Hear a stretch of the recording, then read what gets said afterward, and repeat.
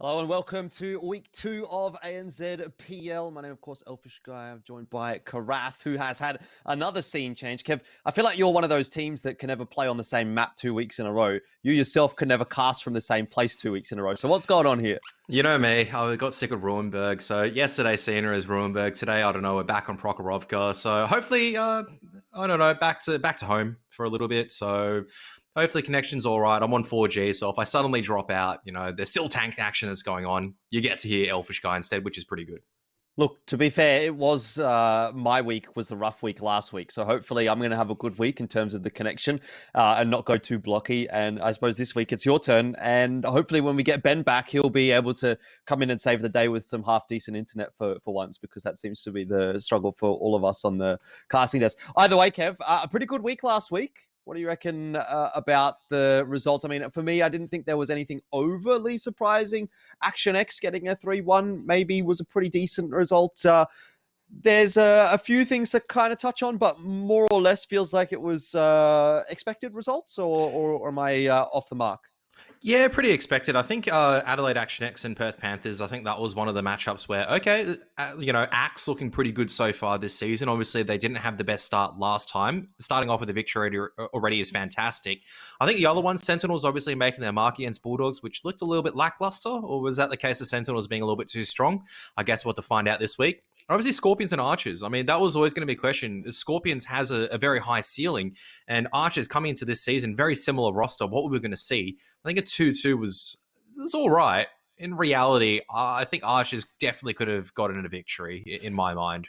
Yeah, I think there was a couple of misplays from Scorpions. To be honest, I think actually looking at that matchup in particular, both teams would probably be disappointed by the 2-2.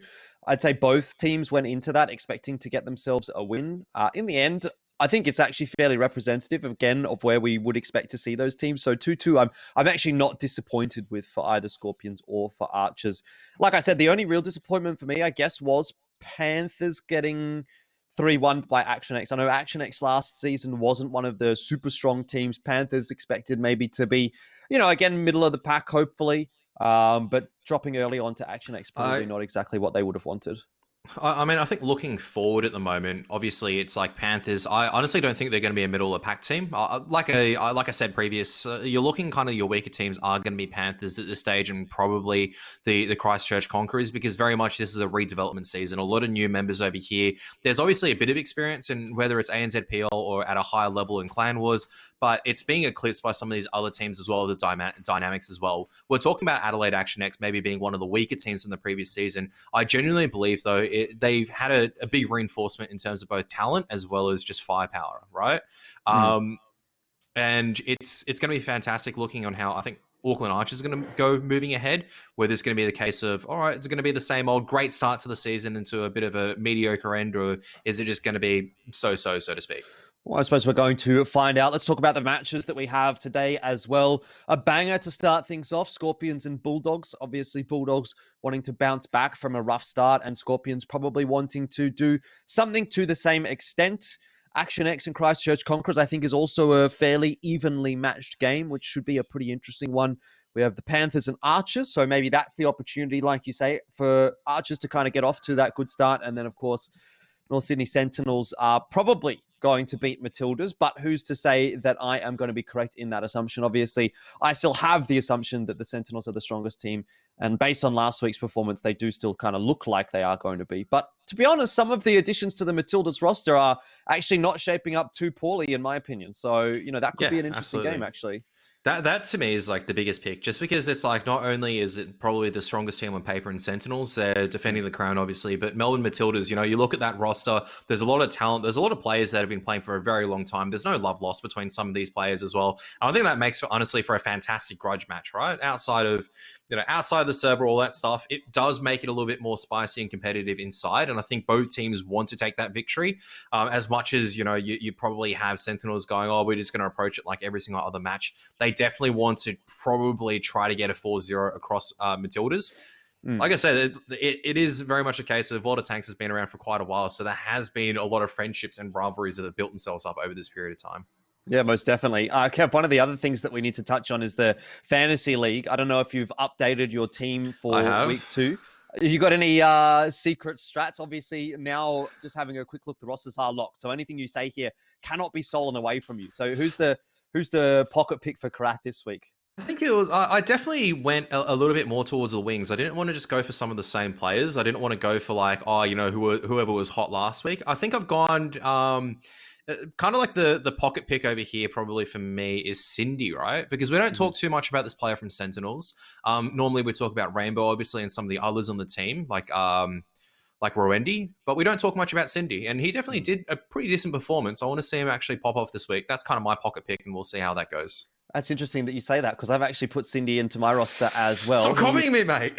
Did have a good week last week. But yeah, I looked at some of the stats, and I looked at the way that they work out the points as well. And a lot of it is to do with putting damage out equal to what your tank is expected to do. And I think the Bat Chat players actually are going to be pretty good points value. So I've leaned towards a few of the Bat Chat players in my roster. Speaking of, We have the South Sydney Skorpions here. One of the players that I put in this week was actually Knight. I actually took Napalmer out, and I'm a little bit conflicted about that because I think Napalmer did have a really good season last season.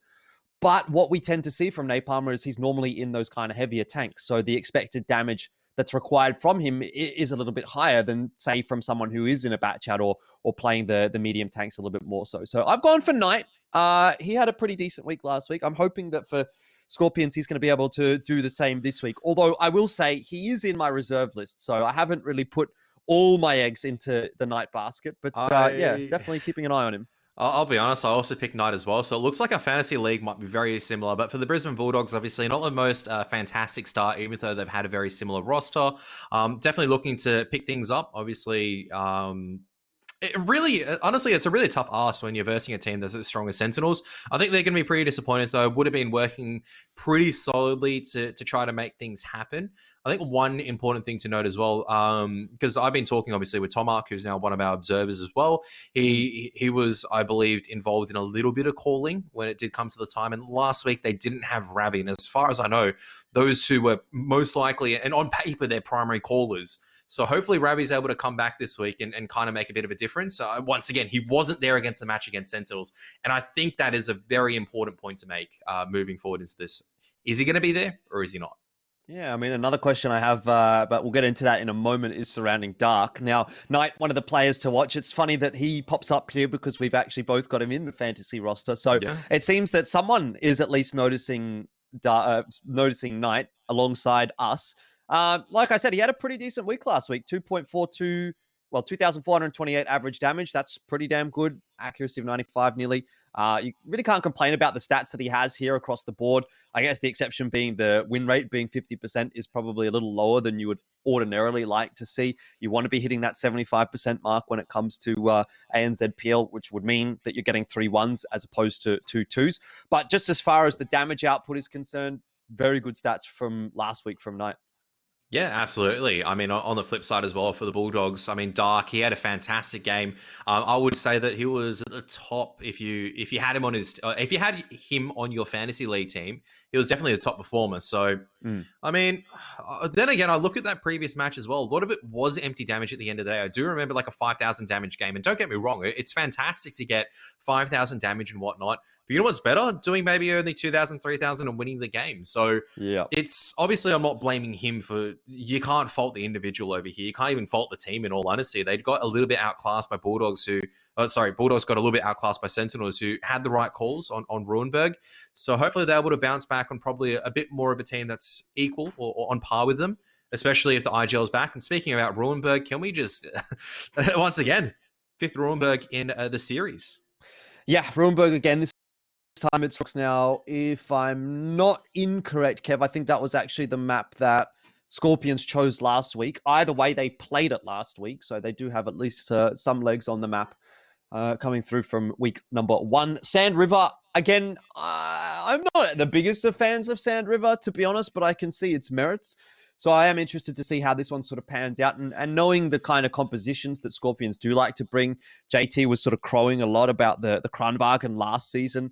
You know, I think it's definitely a map that can work its way nicely into the pool for Skorpions. Now, I did want to question you, I said before, about Dark. Have you kept him actually in your fantasy team? Because I'm pretty sure you had him in last week, right? No, I actually didn't have Dark in my fantasy league last week. I've got him on my reserve team this time around. I'm kind of the believer that sometimes with players, I don't really try to keep the same player like twice in my roster, unless they're a personal favorite of mine. So probably Dongalord's always going to be there. So regardless of the circumstances, so I've got a little bit of personal bias going on.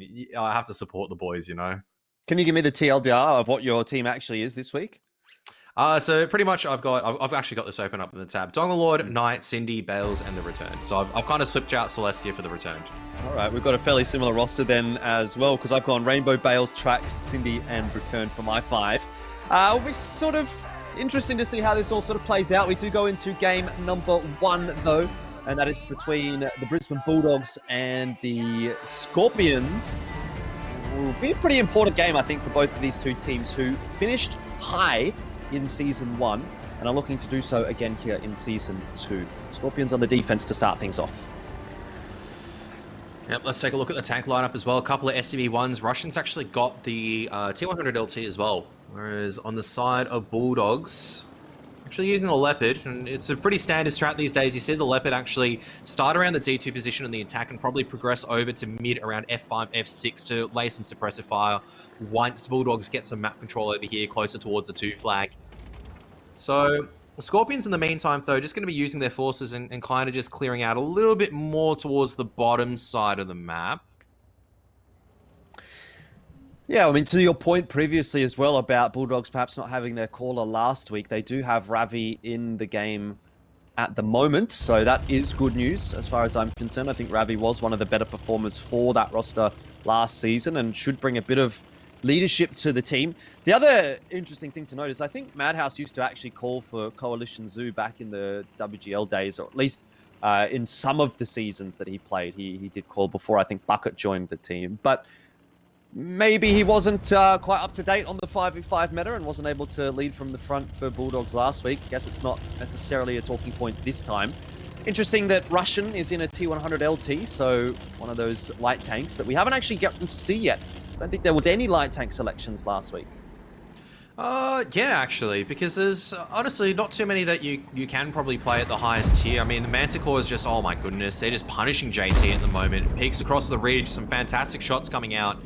So early bleed going in the favor of Bulldogs, as they actually have a lot of control over here at the north. And this bat chat rotation as well coming out from Madhouse is very important. JT knows there's a Leopard most likely back over at base.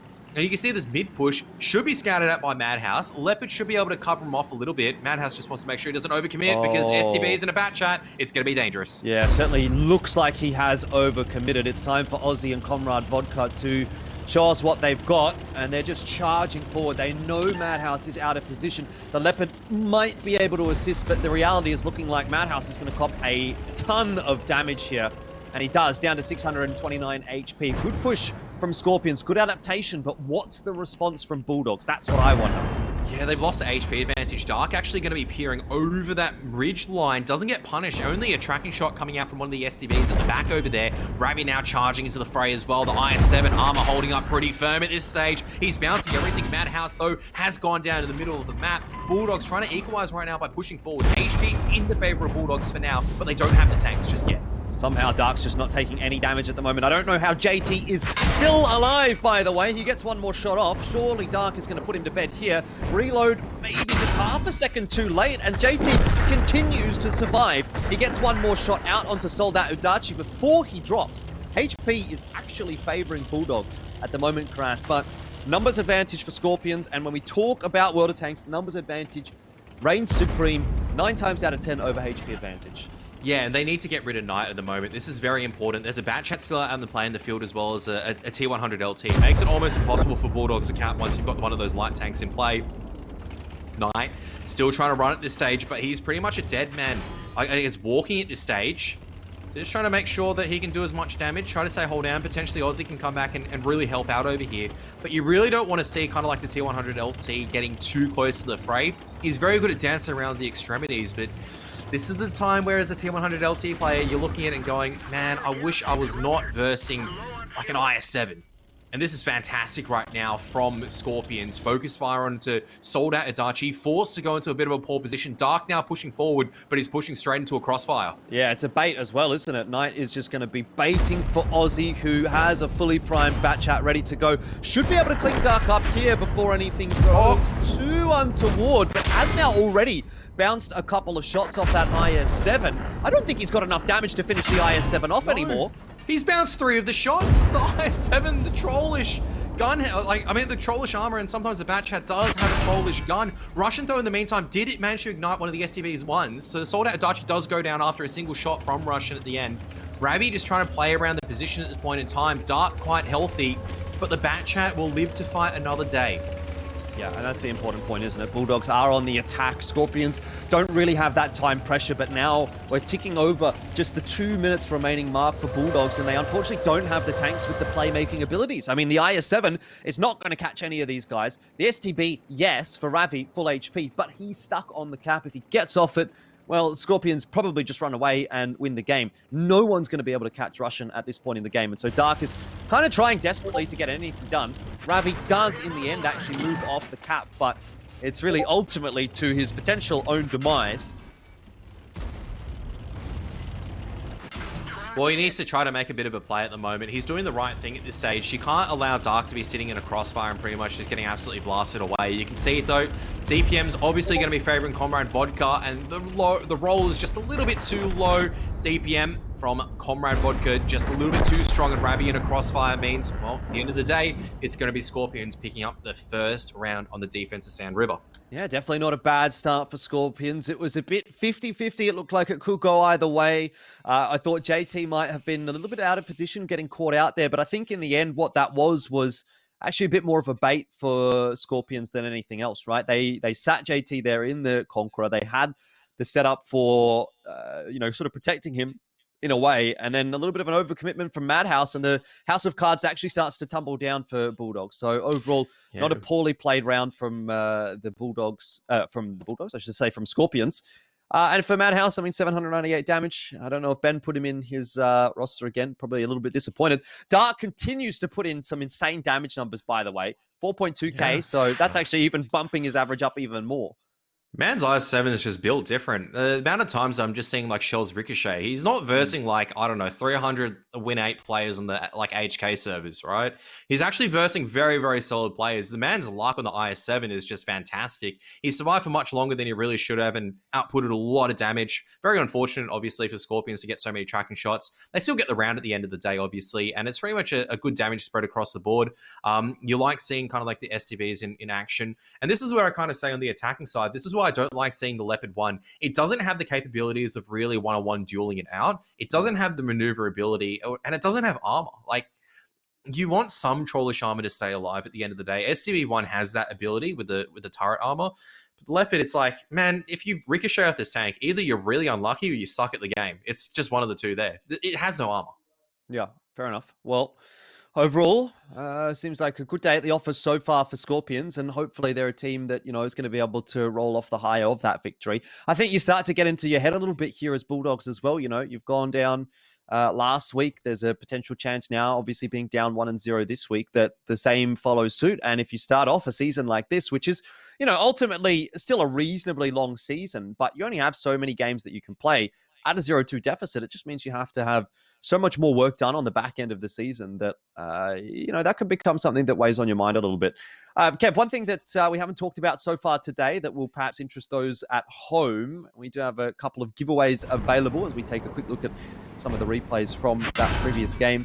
Now, everyone would be familiar with the HyperX giveaway. We'll be giving away the wireless Cloud 2 headset. Ben was talking about that a lot last week. And everyone knows you just have to type !HyperX in the chat for details. And to enter, you just type HyperX in the chat. Now, a couple more giveaways though, Kev. Very exciting to see. Multiple giveaways. We are also giving away a Republic of Gamers hoodie and ROG Strix Aerion SSD enclosure. I'm not exactly sure what an SSD enclosure actually is, Kev. I'm not much of a computer guy. I build a computer or I get it built for me. You know what I'm saying? So I feel like maybe you're a better person to take this one. You're a bit better than Pilsky, that's for sure. One of my favorite casters, no idea what's going on in the computer. But yeah, SSD enclosure, kind of like you mount your SSD in there. It makes it look a little bit prettier and everything. It makes it pretty easy to swap out as well. Obviously, just make sure you type in Republic of Gamers in the chat to enter. Yep. If you want some more information, !RogChamp for more details. And yeah, make sure you enter for the entire time. Obviously, you're going to hear our voices over here. So eventually you're going to get bored, start typing a couple of things away. I mean, we're going to be here for the entire season. So are the giveaways. So it's fantastic to have a couple of sponsors supporting World of Tanks. Yeah, I will just say as well, by the way, the giveaways are ANZ only at this stage. So for those of you in ANZ, congratulations. There's a chance you can win. If you're not in ANZ, well, unfortunately, not this time, but maybe next time. The other thing to actually take note of is that the giveaways are enterable throughout the course of the stream. So you don't need to do it, now or later or whatever. You don't need to be here the whole time, but they are drawn at the end of the stream, and someone will let you know if you've managed to pick up a win there. So definitely stick around so that you do get that info as soon as possible. And the info coming in for anyone that has just joined us is that Skorpions have picked up the first victory That was on Sand River as well. That was their map choice, Kev. So they're feeling a little bit more confident on that. Now they'll move on to the attack, though. And in my mind, the attack is where things start to get a little bit more difficult. You know, you're the one that normally has to make the moves. Although I would argue, actually, the Skorpions kind of were the ones making the moves even on the defense there. Yeah, they had the right tanks for it. We saw that kind of in Sentinels games against Bulldogs as well, where they actually made the initiative, the push on the south side with their tanks to get a lot of the map control and make sure that, well, if they're sitting on the 2 flag, we can come in time and actually get the resets. I do believe that was actually Sentinels versus Bulldogs, wasn't it? I feel like it's like a bit of deja vu, like the Leopard getting pushed out of position, Leopard kind of get blown up before it can really farm up and have like a fantastic game. So I don't know, it's almost a bit of the same. So... Well, actually, just one quick thing as well, just after we were talking about a lot of the, obviously, the Republic of Gamers stuff as well. If you type in !ROG, you can take a look at the Asus 27-inch monitor, actually. It's a 280 hertz gaming monitor. So, tanks, obviously, you should be able to get enough hertz there. You can get $100 off. It's currently $399, which is pretty good for a solid monitor. What size is your monitor, Kev?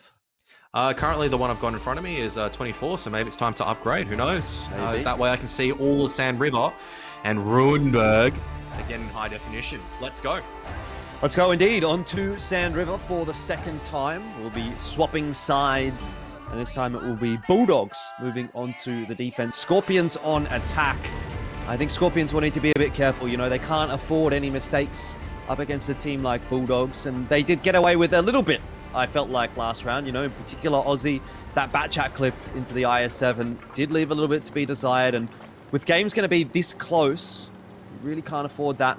Kranwagen does come out, though, for JT. So no surprises there that Skorpions have lent towards the Kranwagen in at least one of these 2 Sand River games. Well, someone's managed to hit the cupola, but not really do some damage. So a fantastic shot with RNG at that distance. Very unlucky not to do damage. So... JT more than happy to trundle into position over here and obviously try to use that gun depression. Now, Matt has a position with the bat chat actually is pretty interesting, right? It's one that we sometimes see from SDB ones and maybe Kranwagens as well, but it's actually not great defensively. It's, how do I say it? You still can get penned from a couple of different angles, so it's really much used for vision control and kind of getting the hell out of there. That said, North push coming out from Skorpions, but the rest of the guys, or should I say Knight actually just making Russian. Going through pretty much the entire roster, making a bit of a move elsewhere. Well, JT does get a, I would say, slightly favorable trade because he's done a little bit more damage to AVP than what was done to him. But it did take 3 shells to do about the same amount of damage as what AVP was able to do in 1. Big shots going through onto Knight. The problem, though, is like the Kranwagen just doesn't have the same HP pool when it comes to brawling. So even though, yeah, sure, he's done a bit more damage, the Kranwagen, what's it, HP boosted? It is HP boosted. It's 2,200. So now the difference, though, is that there's a couple of shots coming in. So I think that's Knight chipping in right now from that distance. And he's doing pretty well. And this is not the angle you actually want to be sitting as AVP, actually, because, well, similarly for JT, just a bit too enthusiastic. Want to get back to the safe side of the hill. But Dark's starting to make a bit of a move in the Polish tank right now in the CS63. Yeah, well, so is Russian in the T100 LT moving down the southern part of the map. But obviously, as you say, Dark's probably the more impactful of the 2 right now. JT playing this mid position again, just getting absolutely hammered. It's not been a good start here for Skorpions. They have bled so much HP for very little return. Bulldogs are essentially given, you know, a third of their HP advantage to start the round off.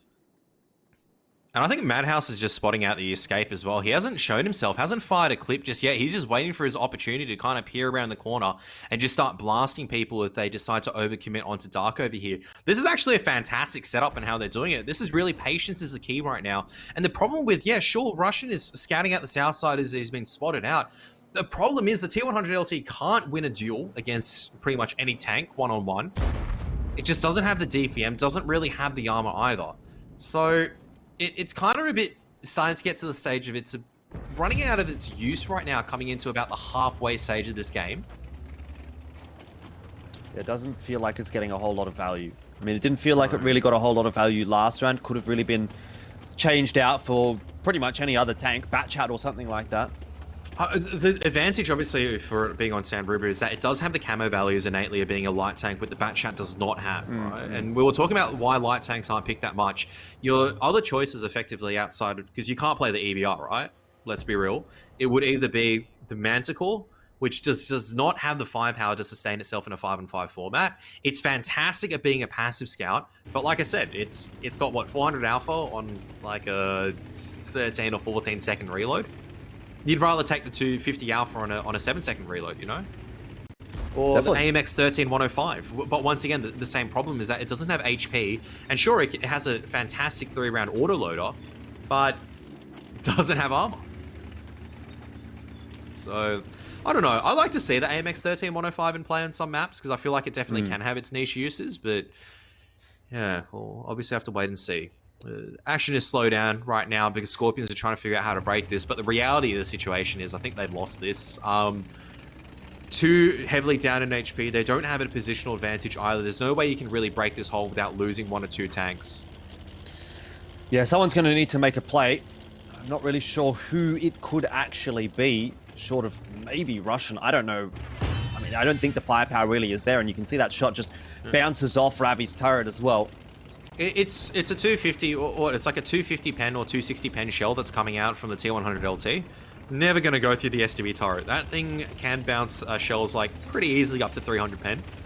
Obviously, when you're starting to get to like the good heat rounds from some of these tier 10 tanks, that's where the armor does start failing you. There's a 2-minute warning. Well, what's the go signal then for Skorpions? I mean, they're going to have to do something, right? They're on the attack. Yes, they're at a deficit, but Hail Mary, something needs to go. Something needs to crack. I don't think it's going to be this, though. Out comes the push, right, from the STB and the CS, and they're going to be like, oh, there's a couple of tanks over here. Hey, Madhouse, do you want to farm up a little bit over here, potentially? As there's the first kill. Aussie's going to be spotted out. Just tanks just kind of sitting in the middle of absolutely nowhere, just bleeding out. This is pretty much a farm session for Bulldogs right now. Madhouse does bleed a lot of HP, down to 498. He's got a damaged ammo rack and a damaged turret as well.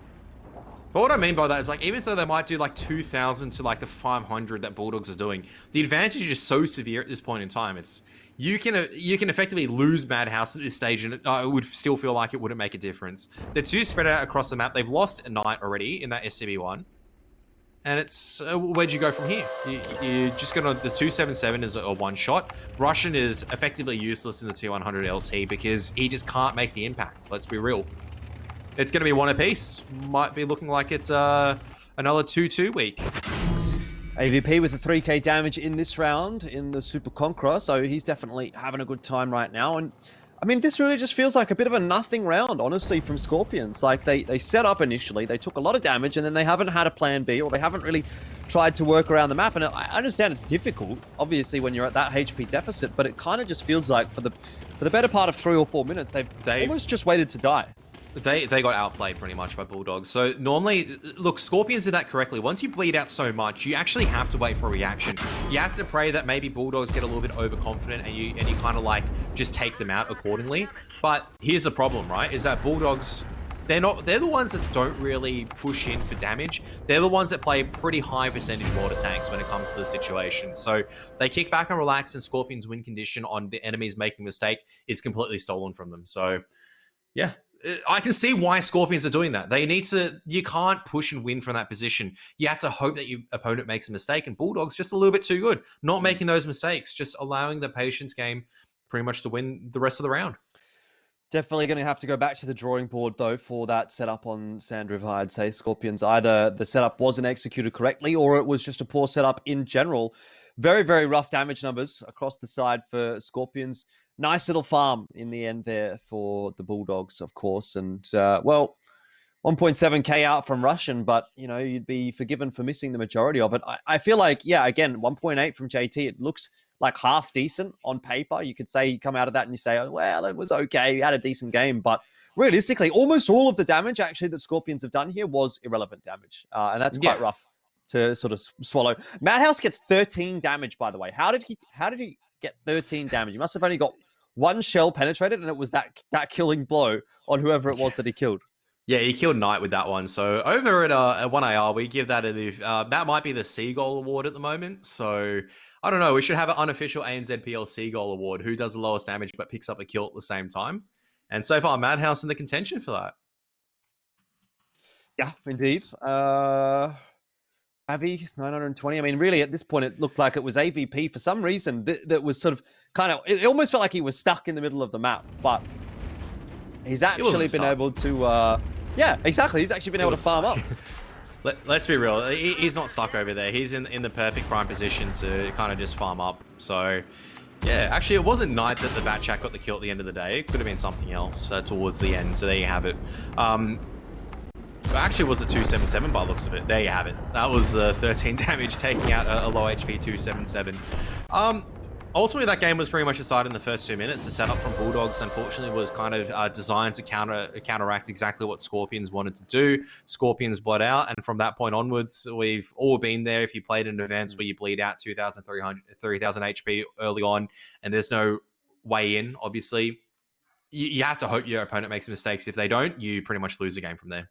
That's exactly what happened, and unfortunate, but I have to say, it keeps the series exciting. 1 all apiece. I feel like the teams are good enough to deserve this at this stage. And going on to Ruinberg now, the real question is going to be, all right, like, can't be any mistakes over here. How are you going to call the correct counterplay, I guess? Yeah, I am glad that we are at 1 apiece, to be honest, because always when you're at 2-0, you start to think, okay, this series might be a bit of a foregone conclusion. But hopefully this one's going to be a close one. Looks like it will be so far. I mean, Ruinberg's an interesting prospect. Sometimes we see some really good games on Ruinberg. Sometimes you see these whitewashers that are like, okay, well, that's a foregone conclusion as well. So I think a lot of it depends on what the initial setup is from the attackers. If they are just sort of that team that wants to YOLO in, try to get across, and then the defensive setup is the complete counter to it, you're like, okay, well, GG, game's over. Sometimes Ruinberg is one of those sort of rock, paper, scissors games. It is, because it's like the way the attacking corridors work, right? So I think the teams, how they really go about it is, if you want to take the one flag, it has to be pretty much a push with a couple of tanks left over at church, watching the flank to make sure the 50Bs from the enemy team doesn't roll around and get the reset. That's pretty stock standard. We're seeing it so many times now. You're guaranteed to see it as soon as E100s come out, right?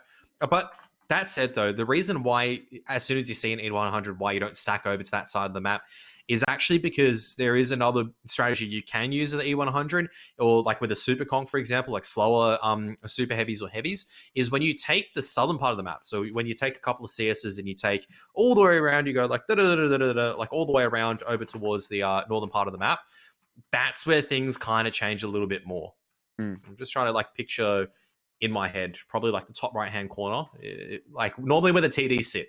If you're the south spawn, right, on a random battle, if you take that position as the attacking side, then you pretty much have control of that city corridor, and you can actually place pressure on that 2 flag. And we've seen that a couple of times. And the third strategy, which we've seen utilized occasionally, is you actually just full send your fast tanks down mid, and that is designed to cash defenders out as they're rotating into the city at the north position. So there is a couple of things. I think it's just a case of teams just figuring out, all right, how do we counter exactly what the attacking team's going to do? If you get it wrong, it obviously looks pretty bad. But if you get it right by stacking the right tanks like Axe or Adelaide Action X did, well, you're laughing. You're taking everything to the bank. Yeah, well, looking forward to sort of seeing how this one does end up panning on out.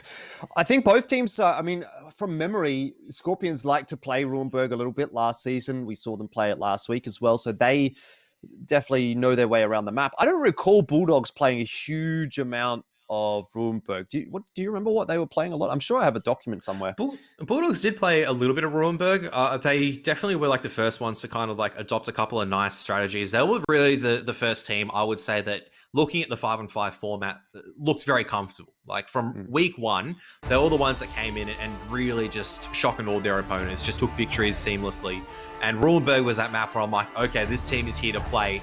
Obviously, a bit harder to reinvent the wheel now, so to speak. We've seen a couple of maps. We're going back to it once again. Let's see what Skorpions as well as Bulldogs have for us.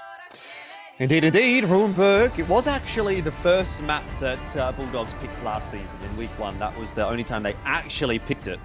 But certainly did play it a little bit. Anyway, let's have a look and see how it goes this time. Skorpions on the defense, and immediately out of the gate, I am seeing a very, very similar setup to what we got from them on the defense last time. JT and Comrade Vodka looking to spot mid in the 277s. I actually had a chat with JT about this setup last week, and they can't actually spot the JK line. So those two bat chats are going to be able to cross for free, but you do get a bit of info in mid, and you start to recognize, okay, well, this is more likely than not going to be a 2-flag push, even if you don't see anything, because that itself is information. I'm just going to say right now, I'm hoping that some of the Scorpion players know about the weak point on an E100 at the top of its head. Otherwise, this is going to be a very painful 2-flag reset. The problem right now is that the E100s are just allowed to kind of sit on the 2-flag. It's going to be really hard to pen them. JT's doing the right thing here, moving into the city, but they need to bleed out AVP. Can't allow AVP to get hold down, otherwise it's over. This bat chat also on that north side needs to rotate right now. So I think that's Aussie. And you can see he's actually clipping out, probably fired a few just to see what he can get, but he's doing the right thing. They all need to rotate and hold right now on that north city or the right city. But the bat chats, look at them pushing forward. It's an interesting setup, isn't it, for Bulldogs? Madhouse does cop a shot as he is crossing. So an exchange of damage, at least this time, that doesn't completely wreck Skorpions, and they have a fighting chance in this round. But definitely a nice setup for Bulldogs. They've got the E100s on the point. Someone's going to have to be forced to reset, and that's going to mean they're getting in range of the E100s, which is a dangerous prospect. Madhouse, his tank is just a little bit too far around the corner, and so that prompts a bunch of free damage to go through from Knight and the Super Conqueror. JT now decides it's time to go and start to look for some resets. This is actually not looking too bad for Skorpions right now. Yeah, absolutely. I mean, that said, though, it's still very hard to pen these E100s. Even like they look like they're a bit side on over here, still so difficult. But now that as Skorpions actually have control over that top city, they can actually roll in. I do believe that Ravi's bat chat most likely only has a few shots left. If not, it does need to clip out pretty soon. There it is. He's on the reload, and now the E100s need to trundle into the position to kind of brawl this out with AVP. JT obviously is going to be the first focal point. Then it's going to be Comrade Vodka. That's going to be the next one. But Dark, nice focus fire from the Skorpions to at least make it a 4-3. Obviously, HP still favoring Skorpions at this point in time now, actually, as they're bleeding out the super heavies quite an amount. Yeah, which is not really what you want to be seeing for Bulldogs, particularly when they've still got a Super Conqueror, they've still got an E100 on the table. Those tanks are designed to have a lot of HP, and well, Comrade Vodka is quite happy to be trying to take this one-on-one, which might not end up actually favoring him. Being up against a Super Conk, he does, I think, miss a shot. Someone else helping him out. I'm imagining that was probably Knight in his own Super Conqueror. So it isn't actually a 1v1, Kev. Comrade Vodka should get the win there. That's really good focus fire coming out from Skorpions. They understand where the target threat is. Now the bat chat's going to have a bit of a one-on-one over here. It really comes down to some individual play right now. But look at that focus fire that's coming out from Skorpions at this stage. They don't allow Ravi any opportunity, and there it is. Skorpions will be able to pick it up. It's just a matter of time at this point. Obviously, they're going to be farming up sold out Adachi. A lot of juicy hit points at the end of the day, but fantastic game coming out from Knight. He's had a couple of quiet ones, but he's bouncing back pretty strong. Yeah, indeed. That's good to see. The Super Conqueror designed to do damage, and do damage it did. Bulldogs will drop the round. Skorpions up 2-1, and they have at least, again, secured another draw, which, you know, I mean, it's not the greatest result in the world, but it's definitely something. So some points on the board already for Skorpions, and a bit of pressure released off the shoulders there. Yeah, absolutely. I mean, draw is not a loss at the end of the day, so not going to be too scared about that. And just remember, Sentinels actually had a lot of draws at the beginning of the season before they went on a winning streak as well. So at this stage, setting themselves up for success, obviously. Russian and the E5, just showing and demonstrating why I've said the E5 is actually a pretty decent tank some of the times in this 5-on-5 format. I've been laughed at. I feel like in the previous season, I said I actually do like this tank, even though Capola is kind of like, I don't know, the size of Ben's alcohol collection. It's pretty big, but in the right position. It's got good DPMs. Maybe too big. Maybe a bit too big and very easy to kind of like break as well. But if you can hire that Capola up, it's fantastic and obviously output quite a bit of damage. It's decently maneuverable. And yeah, it is the two tanks that are obviously set up to do damage on Russian and Knight that do actually take most of it, which is absolutely fantastic. And look, this is the reason why we don't put JT in the fantasy team, even though he makes the correct calls and everything. You can see He's not the tank that should be doing the most damage. If a 277 is doing top damage, there is something wrong with what your strat is based around, if that makes any sense. All I'm going to say so far from what I've been seeing is Madhouse is washed. 13 damage in game 1 or game 2. 0 damage this game. Come on, Madhouse. You need to pick things up for all those people to put you in the fantasy team. Letting the boys down. But you're right, though, Kev. JT, you know, in that position, he's even the one that has to go for the reset, right? So normally, if you're the guy that's going for the reset, you're most likely going to be the first focus of fire for the opposition, and he goes down pretty early on in the piece. But it doesn't really matter. Skorpions come away with the victory, and they're going to be very happy with that. So Bulldogs, bit of thinking to do. Yeah, so for Bulldogs, I can kind of see what the rationale is over there, because they haven't spotted any of like the E5 or whatnot in the bat chat. They're thinking, oh, potentially a bat chat's on the flank. So what we're going to do right now is try to catch maybe one of these tanks in the middle part of the city. You know, E5 is going to be rotating over through mid or something like that. We're going to catch maybe the Super Conk out of transition, or maybe catch the E5 that's transitioning and have that 2-on-1 fight. They don't really find any tanks, and at that stage, Madhouse has gone, oh, there's actually 2 of them here. And he's pretty much a dead man walking at the stage. Just once again, really unfortunate, because he does look like he's playing a role in the team at the moment. But unfortunately, it's just he's put into very rough positions. Bat chats are not designed to win 1-on-3 deals. Let's be real. No, definitely not. Definitely not. And you can't fault the player for being put in a position where all of a sudden what they thought was happening was actually what was not happening, right? They thought they had the overmatch in the right city. There wasn't. They were the ones getting overmatched. If it's Madhouse, I mean, I feel like you can, but that's fine. Don't worry about it. I feel like you just don't want to be too mean, Kev. You want to be best buds with everyone in World of Tanks. Why is that? It's because you're still playing the game. You want to get in a better clan. Is that what it is? Oh, look, don't even get me started on that one. Anyone can tell you the story of clan hopping and everything recently. You know me. I think it's like, for a lot of people, and this was even me last season, I'll admit to it, is we've gone so down to the mentality of, I think I'm a better player, why didn't they do this? But because we have the ability of hindsight and whatnot. I think there's no such thing as a perfect tanks player. You got to look at someone like Skill, for example. He's got one of the best attitudes. Like, he can drop 5,000 damage and he'll still be like, the reason why I messed up in the game is because I did this wrong, or I did this wrong. And he never looks at blaming someone else. He only looks at how to fix it and improve. And that's what we should be looking at as well. These teams obviously want to improve. They're not deliberately making mistakes and blunders because they think it's a fun thing to do. They can only... I hope not, sure? Anyway. You know, like, oh yeah, let's just throw this round. That seems good. Yeah, they're trying to go off information that they can see. So the information, and that's something like what we'll miss on the stream, is because we can see all 10 tanks. Of course, if I was like an orbital and I'm like a commander, I can see everything on the battlefield. If I lose the battle from there, I'm an absolute idiot. But we sometimes get probably a bit caught up and go, in reality, there's only 5 tanks there and we can only see so much. And we have to make a reaction accordingly. And I feel like that was one of the games for Bulldogs, unfortunately. They make the wrong call and the wrong reaction off the information they had. Yeah, I mean, definitely. It's a completely different game. I don't know, have you ever had any experience playing in a smaller format? I know you've obviously played a lot of Clan Wars and that kind of thing, but what about like 7v7 or 5v5? I think a little bit, because even so, when like the game modes did roll out, I think for Team Clash, for example, on the HK server and the ANZ server, obviously that was a 7v7 format, a bit different because it's randoms, but you do notice a lot of the time, it is very much the case of every single tank is very important, and understanding how to rotate across the map also is very crucial. I found a lot of the games that I was losing, even though I was doing maybe 2,000, 3,000 damage, is because a lot of people didn't understand how to kind of like take map control or how to kind of reinforce a position. So, and obviously that's not a team-based format, but when you're playing maps on like Muravanka and you kind of, maybe there's a couple of Object 140s, you got a couple of Super Kongs or 277s, you're going to have to give up certain parts. And I think that's the biggest fear, because you can be pushing in and it's like, well, shit, I've just pushed into 3 tanks and I'm dead. Well, it can happen. So, yeah.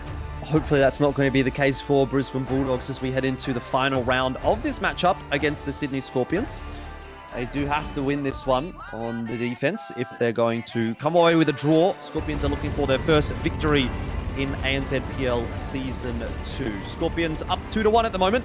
Moving on to the attack. They've got a couple of mouse out on the field. 277s and a bat chat, so a very heavy lineup here from Skorpions. And whatever they do decide to do, they're going to have to make sure that it's the correct decision, because there won't be much rotating going on. I can tell you that much.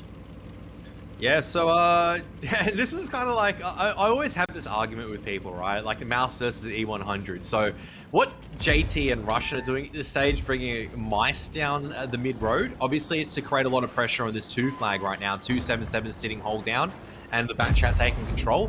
This is all down to pretty much Ravi and as well as Madhouse. If they can get rid of the Bat Chat of Aussie, this is going to be huge for Bulldogs.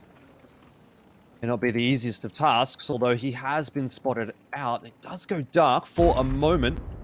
Comrade Vodka and Knight trying to put as much cap pressure on as possible. I am quite concerned for the welfare of Aussie, though. Is he aware that there's a couple of players right over the road of him? And now he is. So there is that info. AVP in the E100 looking for some resets, and he'll get one. It's not looking too crash hot for Skorpions. Resets are coming in thick and fast. This is the perfect position for AVP. He can just side scrape off here and just get the penning shots as well. And these Mice are just bleeding out as the Kronwagen's having a field day from Dark. He's just getting a couple of shots into the side of Mice, which is, well, they don't have the greatest amount of armor. Well, it's like an E100, for example. So, and AVP is just a position he can get resets, pretty much. This is perfect for Bulldogs. They've won as far as I'm concerned. It's going to be a 2-2 once again to start things off. Well, you would think so, but stranger things do sometimes happen. Knight down to a one-shot. Can Skorpions find a way to pull this one back? Aussie on the reload. He's clipping, and he feels like the tank that needs to make a difference. So, unfortunately, I'd have to suggest that they won't be able to. The Mouse, well, they're in the position now to actually take the fight, but they've lost all of their HP. They've lost their only advantage. Aussie and the Bat Chat is down early on in the piece, and again, well, Bulldogs have just absolutely demolished Skorpions. It's a bad setup from Skorpions, and Bulldogs have capitalized on it and just said thank you very much for the freebie. I wouldn't say it's a bad setup. I'd say that's a fantastic from like Skorpions. I say that was fantastic from Bulldogs. AVP is really like the difference maker over there in the E100. You just make sure the 277, there's no such thing as cap pressure when an E100 side scraping off that house, right? It's like, what can you do at the end of the day? Obviously, just cleaning up at this point in time. They're trying to make sure that Dark can't get any more damage. Madhouse, obviously, coming into the party at the very end. It is going to be a 2-2 to start off ANZ PL 2-2 Season 2. So, let's battle 2-2, yep. Let's battle 2-2, which is, this is where the channel points really get going. Once again, like that's a setup where you go, and this is Ruinberg, right, in a nutshell. I don't fault Skorpions for that. I think that was a good go at trying to contest the 2 flag, but Bulldogs read the situation perfectly, had the counter. Yeah, some rough damage numbers again for the Skorpions. I'm sure they'll be quite disappointed with that because that was a victory ready and waiting for them, and they just weren't quite able to convert it in that final round. 0 damage from Aussie. Only 1 shot worth of damage from JT, a couple of shots worth of damage from Knight, and just felt like that whole round was Skorpions taking time to rotate to try and get into position, but in all that meanwhile, while they were rotating, free farm for Bulldogs. And unfortunately, once you get into position with a Mouse and you're on, 2 shots worth of HP, well, then the fear factor is kind of lost. So good round from Bulldogs. I've never looked at a Mouse and gone, oh, wow, I'm really scared of this thing. I'll be real. E100 still will do that to me. There's a reason why I don't like the Mouse anymore. It's because it is actually a little bit slower. The side armor isn't as trollish as the E100. Look at that damage from Ravi in that hold down position. Disgusting. Hate to see it, honestly, because 277, that's a dream scenario, right? I was talking about the 277 not meaning to do damage, but hey, if you're in the hold down position, you're suppressing the enemy Bat Chat, you've got resets on that 2 flag, go absolutely ham. If the gun works for you, which it does quite well for a Russian heavy, you're going to be farming up an absolute storm. Can't be complaining. Going to be very happy at the end of the day for Bulldogs, forcing out a 2-2 draw. For Skorpions as well, I'd say pretty happy as well, 2-2. Obviously, Ruinberg is that coin flip map. It is very difficult to actually get a clear 2-0 sometimes.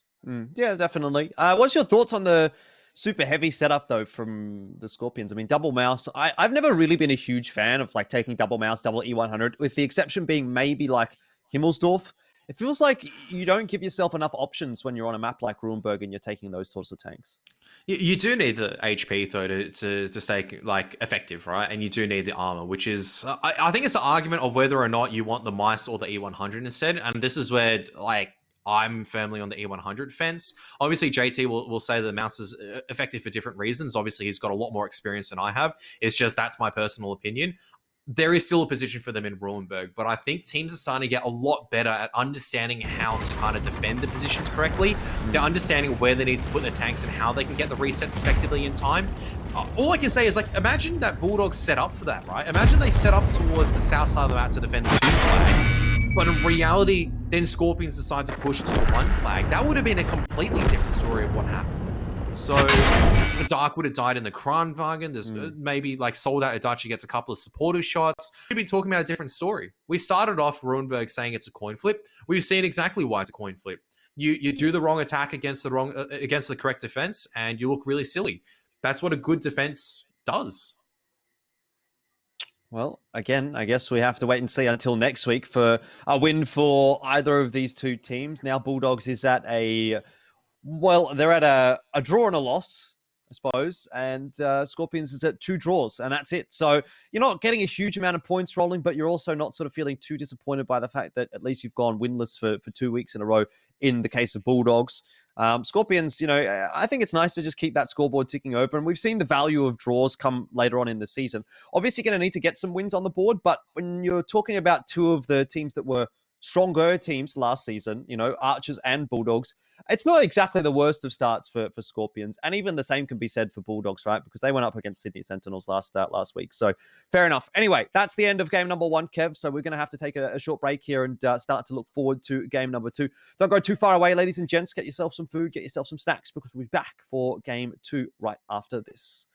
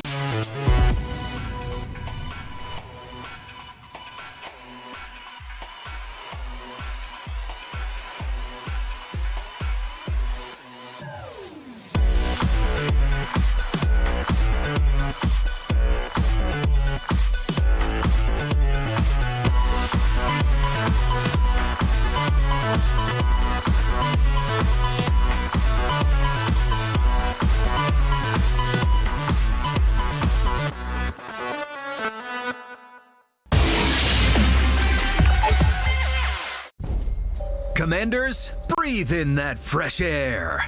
Such a peaceful spot. It's perfect for fishing. This month's Prime Gaming Drop has a Piscine theme.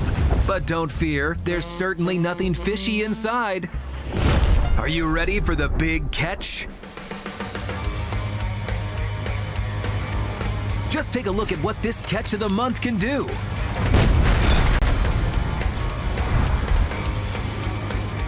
With these vehicles on your side and the right tactics, it's just like shooting fish in a barrel.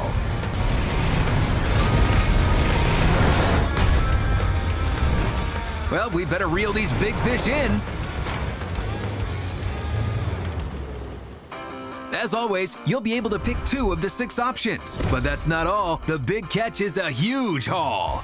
You'll also get a set of piscatory customization elements, a fishy medal, 10 missions for ×5 experience when victorious, a brand new set of battle missions and rewards, a collection of premium consumables, and a day of World of Tanks premium account. You don't need to cast a huge net to get all of this. Simply click Claim Offer on the dedicated World of Tanks Prime Gaming page. Link your Amazon and World of Tanks accounts, then click the Allow button to redeem the offer. It's that simple. Now, let's get your goodies. Already in the game? Just exit and log in again. Visit the official website to learn more. We hope you enjoy this month's catch. Good luck on the battlefield, angler. We mean, Commander.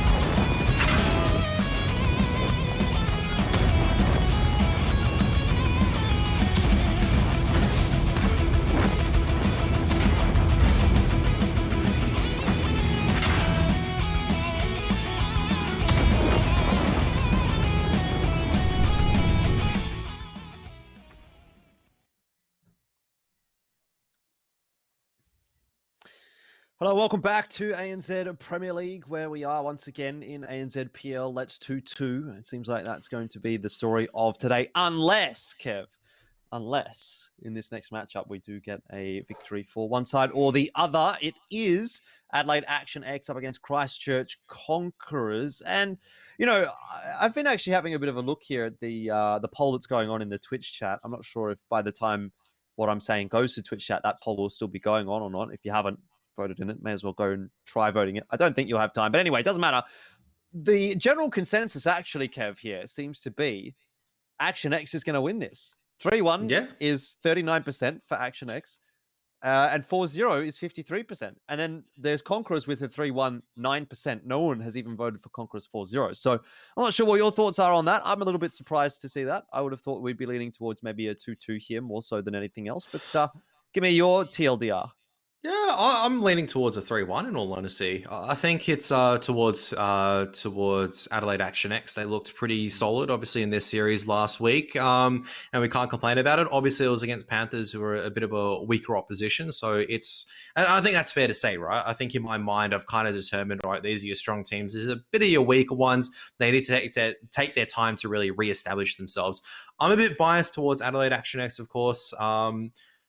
Couple of my favorite players on that team, so it's no surprise there, obviously, and it's pretty strong. Party hasn't really made an appearance just yet. I wonder where he is at, but I'd say that they're winning without Party, which is pretty good. They did get the win last week over Panthers, so definitely a good result. And yeah, I mean, I think this was a team that probably underperformed expectations in season one. There's a lot of really solid players on this roster, a lot of players that have been around for a long time and have a lot of experience even in previous formats of competitive environments. And yet they weren't even managing to make it into the top four. They didn't really look like they would even threaten a top four placing last season, which I thought was definitely within the wheelhouse for them. They looked very lackluster, and I think the biggest change into here, obviously, is there's no surprise once again in all the graphics and everything. I've said it multiple times. Donglord's one of my favorite players over here in all of ANZPL. Once you play a campaign, I think you'd understand this, Jordan. Once you start playing campaigns with callers, you get to know them a lot better. So I think Donglord and Stuart are kind of like two of the guys there, alongside Power, who's kind of gone on obviously to a different clan since then, but. I mean, taking a look at Christchurch Conquerors, this is the case for them. It's a huge rebuilding season. Slayer's really the only name that was there from the last one. There's a lot of solid names on here, but like I said, solid doesn't mean superstar, right? We're not talking about insane top 100, top 200 players in the ANZ/HK server. We're talking about very serviceable players where, don't get me wrong, I trust them, but I wouldn't trust them in terms of how do I say it? Always carrying a game, if that makes sense. You wouldn't put them on your fantasy team, so to speak. Yeah, a little bit of that, if that makes any sense. I did actually put one of them on my fantasy league team, to be honest. One? I think I put Thake as one of my reserves, right? He actually had a really good performance in week one. He was really my kind of dark horse kind of pick outside of Dark, because I think this is one of his first seasons in, correct me if I'm wrong. And like I said, I've come in with not too many expectations of the Christchurch Conquerors. I know they've been practicing very, very hard coming into this season, and that's something I'll always, back them with. Well, doesn't matter how, Here's your boy Dongalord, one of the players to watch. Did a pretty decent job last week for the Action X fellas. So nearly 2.5k average damage. I think that's kind of where you want to be hitting. I think if you're between 2 and 2.5k average damage, that's generally pretty good. Depending on the tank you're playing, an accuracy of 78 is not too bad.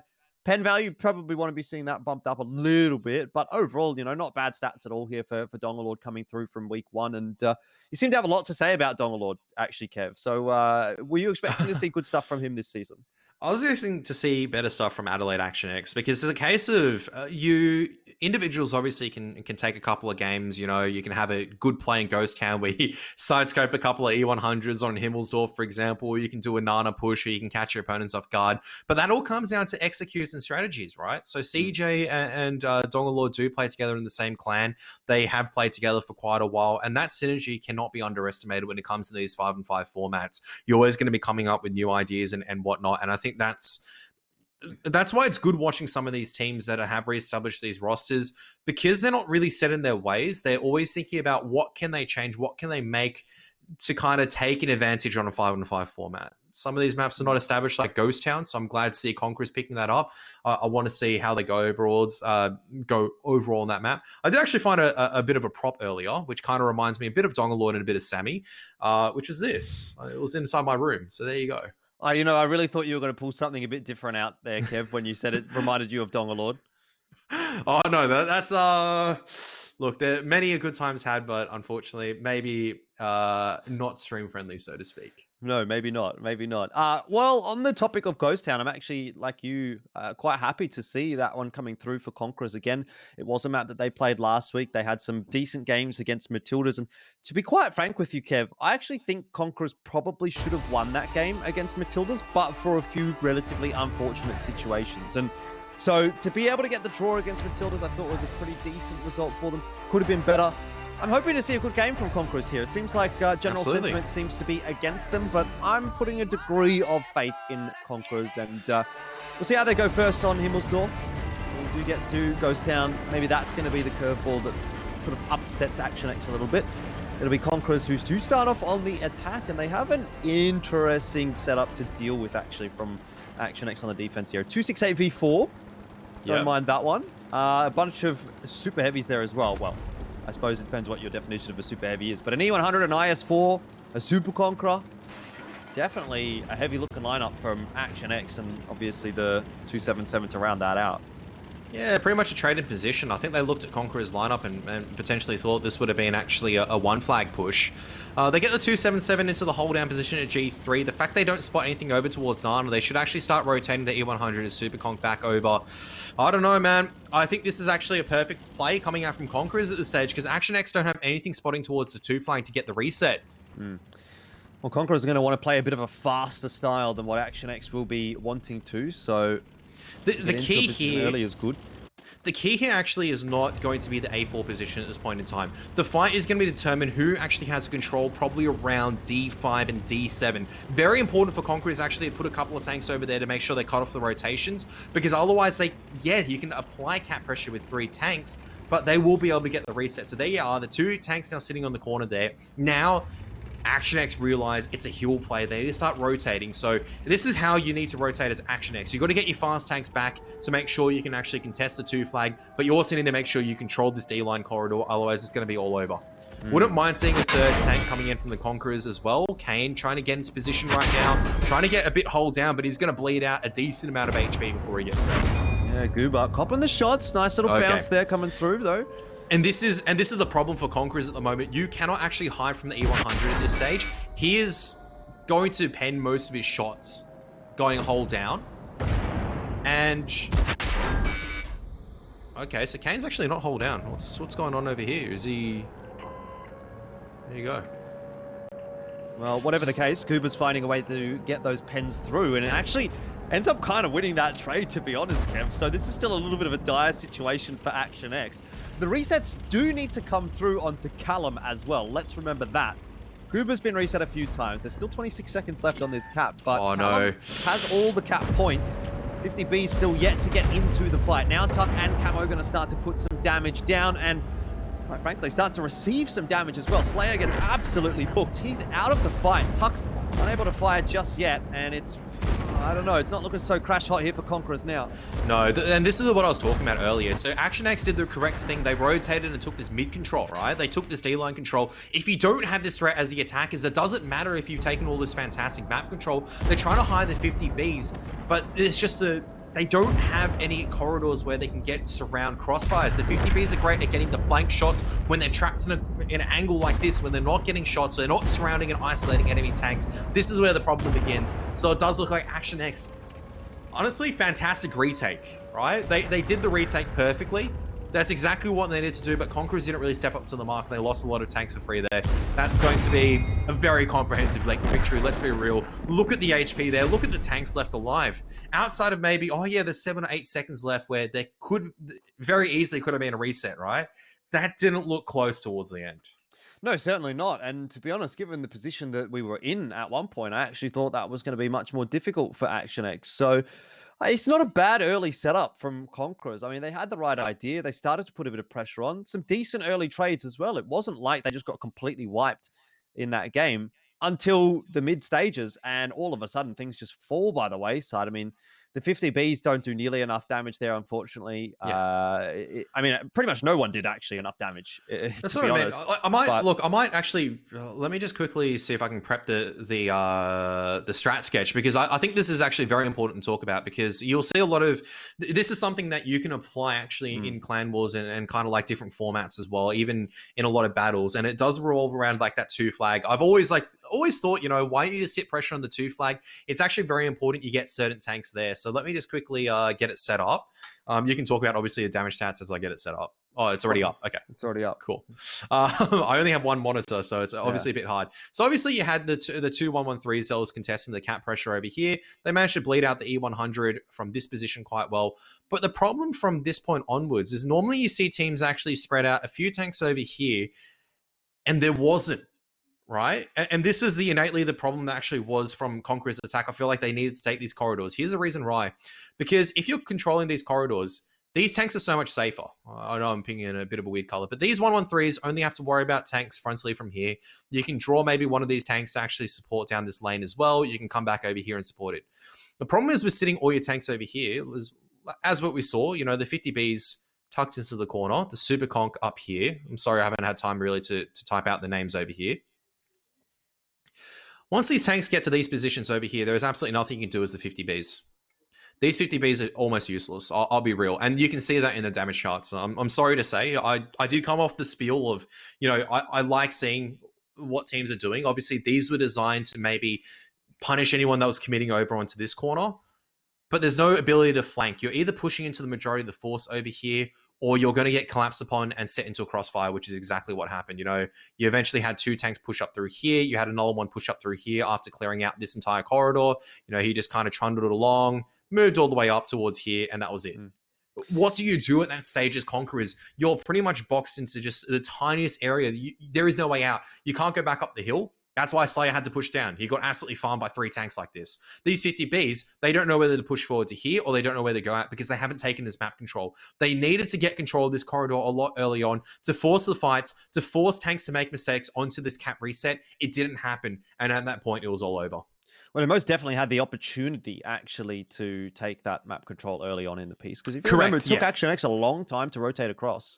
Yeah, and that's what I mean is that, and this is not down to putting 3 tanks on the cap or anything. I don't think that would have solved the problem. It would have just meant, okay, they would have hastened things up. They needed to take a bit more map control with the 50Bs because the double threat of the 50Bs, you could see how slowly and tentatively Action X were kind of like coming back into it, right? They were trying to, all right, we need to clear out this corridor, we need to push into here. But look at the 50Bs are, even these replays, they kind of just hung around that stage. They didn't isolate a single tank. They didn't really get the first clip before the tanks were in the fight and run away and then get a second clip out. They kind of stood their ground and fought, and that's what you can't do that with 50Bs, unfortunately, at the end of the day. Unfortunately not, and for Conquerors that's going to be a loss in the first round. It looked pretty decent in the end actually from Action X, so maybe I'm coming around a little bit to what everyone in the Twitch chat has been indicating, that they are at least thinking that Action X is the favorite here. Yeah, I mean, I sort of hoped for a little bit more, to be honest, from Conquerors, because they had a pretty good game last week against Matlidas, but maybe just a little bit uncomfortable on Himmelsdorf, and that couldn't certainly be something. We have to look to obviously Ghost Town as well, even if this is a 0-2. Honestly, it's honestly just down to a bit of fine tuning. I don't think there's any issue in terms of like taking a little bit of extra like map control or whatnot. I think it's just a case of, okay, maybe that's a bit of an oversight. We'll get that fixed up pretty soon, or we commit tanks a little bit more forward. I think it's some people also say taking A4 as well is an idea. That's not something I really pointed out. I don't feel like taking A4 is the correct composition at that stage with the 113s, because then it's the AMX 50Bs that have to take cap pressure. But I think it's a different of what tanks you need and kind of like what rationale. And obviously better brains than me will talk about the advantages and disadvantages. I'm pretty small brain over here, to be honest. Yeah, we all know that. One thing to note before we do go into our next round, a bit of a change for the Conquerors coming through. Callum out and Thake coming in. So that's good news for both of us, although I actually did have Thake on my reserve list, so I'm not overly concerned. I don't think that we're going to be seeing any of my starters not playing unless something goes horribly wrong there. But yeah, look, I mean, I think that's interesting news. Obviously, Thake had a pretty good game last week, presuming that he's going to be playing a Bat Chat. He played Bat Chat actually all 4 games last week as well. So that kind of gives you a bit of an indication maybe as to what Conquerors are going to want to be doing on the defense here, at least as far as their setup is going to be concerned. We'll have a look though as we move into the second round of Himmelsdorf.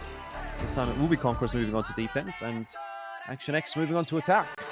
Honestly, hope we don't see the Nada push coming out over here. I know that's my favorite strategy, but that's in a bit of a different setting, obviously. We might see, though, for Action X, obviously, the 2 E100s and the 705A. What is going on? They are taking the hill with E100s. Oh, Jordan, we can talk for 2 minutes. Nothing's going to happen. That's fine. I mean, we've only been talking for the last 5 minutes anyway, so why not? Why not go out podcast mode and just wait for anything to happen in the game? It's look, it's not the slowest of things. You know, they're already up on top of the hill, so there you go, Kev. Yeah, already 1 minute gone. What do you mean? It's only taken 50 seconds for them to get a couple of tanks on the hill. They still need to get to the other side, then beeline it down. So, look. Let's take a look at how the setup is. Obviously, this is a pretty solid setup that the Conquerors have at the moment as well.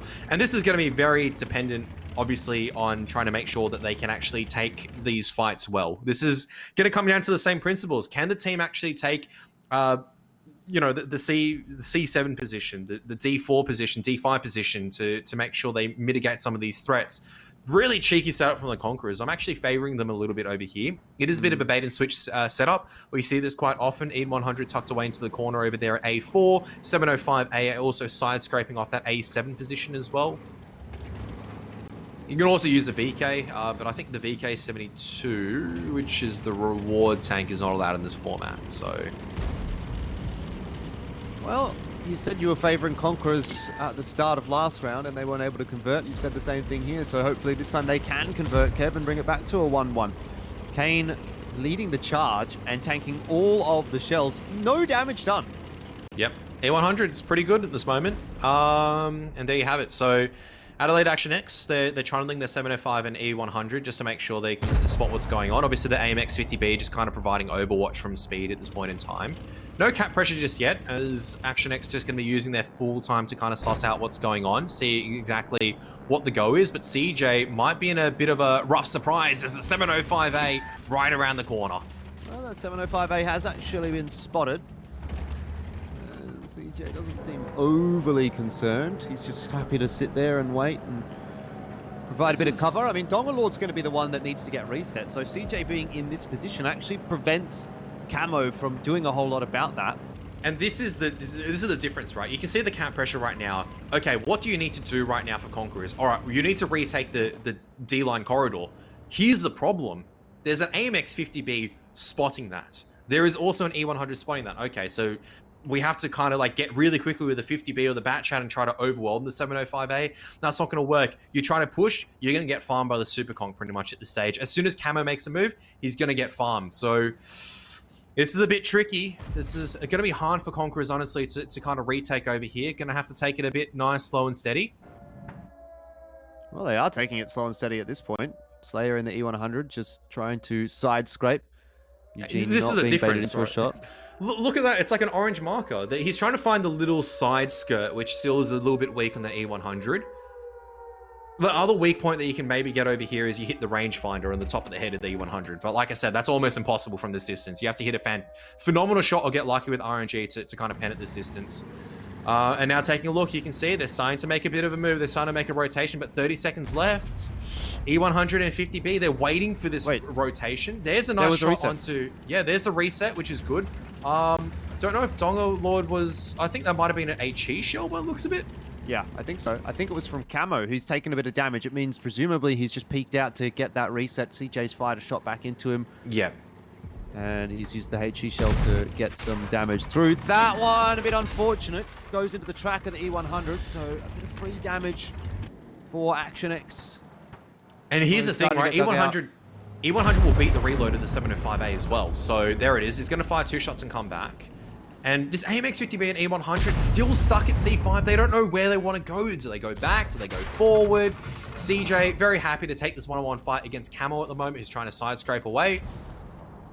Well, they're going to have to do something, Kev. Otherwise, inevitably, Camo is going to die, and then there goes the reset potential. That's the problem. Camo has to take this fight at this point in time, but this is why I'm talking about the E100. Why I prefer it. Now, Goober's made this bit of a move right now to Dongalord. Maybe the 50B was clipping out this stage, so Donga should be able to get a full clip in. So is the E100 over here as well, but they are going to be bleeding out a little bit. Dongalord's going to go down at this stage. Time is starting to tick away. Slayer should get the kill on a Dongalord here, and will. You're talking about that timer. It certainly is a factor. 1 minute 52 left. HP advantage is there for Action X, and it's quite a significant advantage as well, Kev. But if resets continue to come through, Conquerors might still find a way to salvage a win. Fake in the thick of things, probably not where he wants to be in that bat chat, and all of a sudden, the winds of change are in effect. What looked like it could be potentially a chance for Conquerors most certainly is not anymore. It would have been very hard for Conquerors still. They were very split up. They had a small window of opportunity after getting that reset, but the problem is Action X, they push in their forces decisively to getting that victory. Sure, time was ticking away, but they had the 50B and Super Conk on rotation at that stage, and there you have it. They were able to bleed out quite effectively onwards. CJ, don't know if he's going to go down here or not. Might actually go down to the E100 as Slayer, so you might want to sit a couple of tanks on the cap over here. You kind of want to play probably the bait and switch game. Speed is coming across like an absolute champion, making sure that CJ doesn't go down. Keeping everyone happy that has put CJ in their fantasy team to keep those survival points on the board. It's 2-0 today so far for Action X, and they are looking like a pretty well-drilled side, a well-oiled machine perhaps, Kev, and another pretty solid victory from, maybe a difficult scenario, but in the end, they just find that weakness and they're able to crack it open and make it look pretty easy.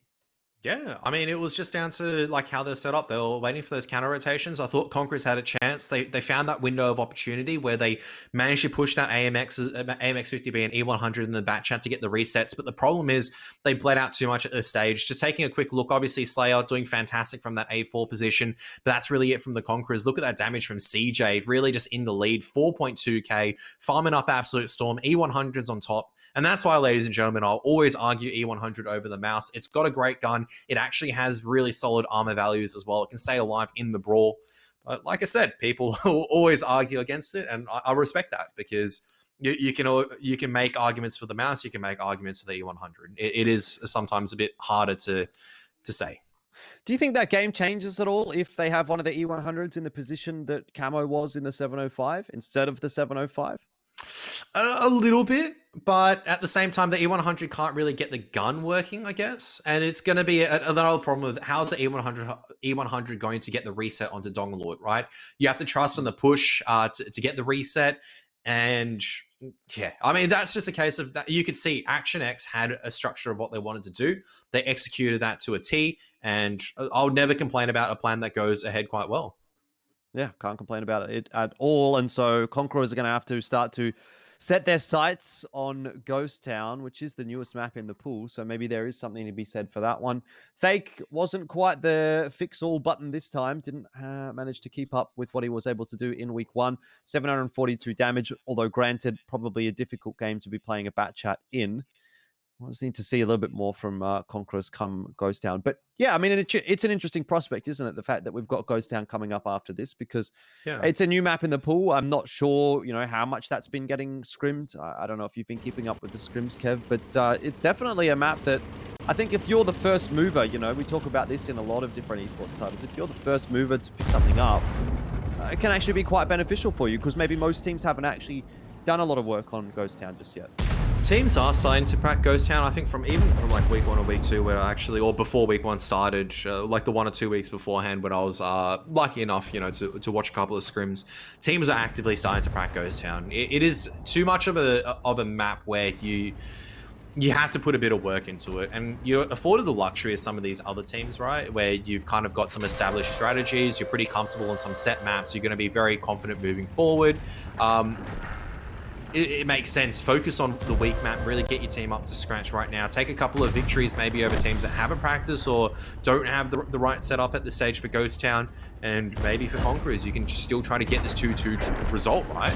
They definitely took it against Matlidas, could have gotten that victory last week if it wasn't for some brilliant play coming out from some turnips. So still difficult though, 2-0, and you can bet if Action X have allowed the map to come forward at this stage, they've got a game plan. And I think that's the dangerous part for me is Action X is looking like a team that they're coming in pretty strong right now, and we saw what happened last season. When teams generally come in pretty strong, very convincing, they generally stay like that throughout the entire season. Unless your name's the Auckland Archers, but I'm willing to give them the benefit of the doubt. It's the second season, things can change. That said, I'm not minding the setups from Conquerors. I feel like they're getting themselves into good spots. They're just not quite being able to execute on them. So maybe there are some decent signs. There's some, I suppose, silver linings for the Conquerors moving into Ghost Town here. It's just, I don't know. It seems like the mid-round calls, wherever they're coming from, are not quite hitting the mark at the moment. Yeah, and that might be coming down to just a bit of inexperience, or maybe they're not seeing certain things, or they're getting out called a little bit. And these are like your teething issues, your growing issues. It's very painful, honestly. I've been as a caller, right? It is difficult because every single scenario is different. You can only go off the information you're given. There could be other people talking and giving contributions, and you overthink things a little bit too much.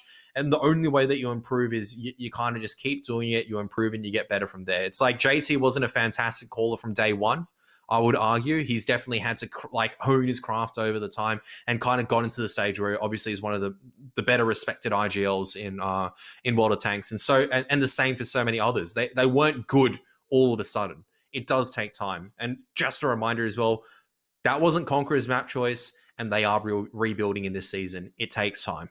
Mm-hmm.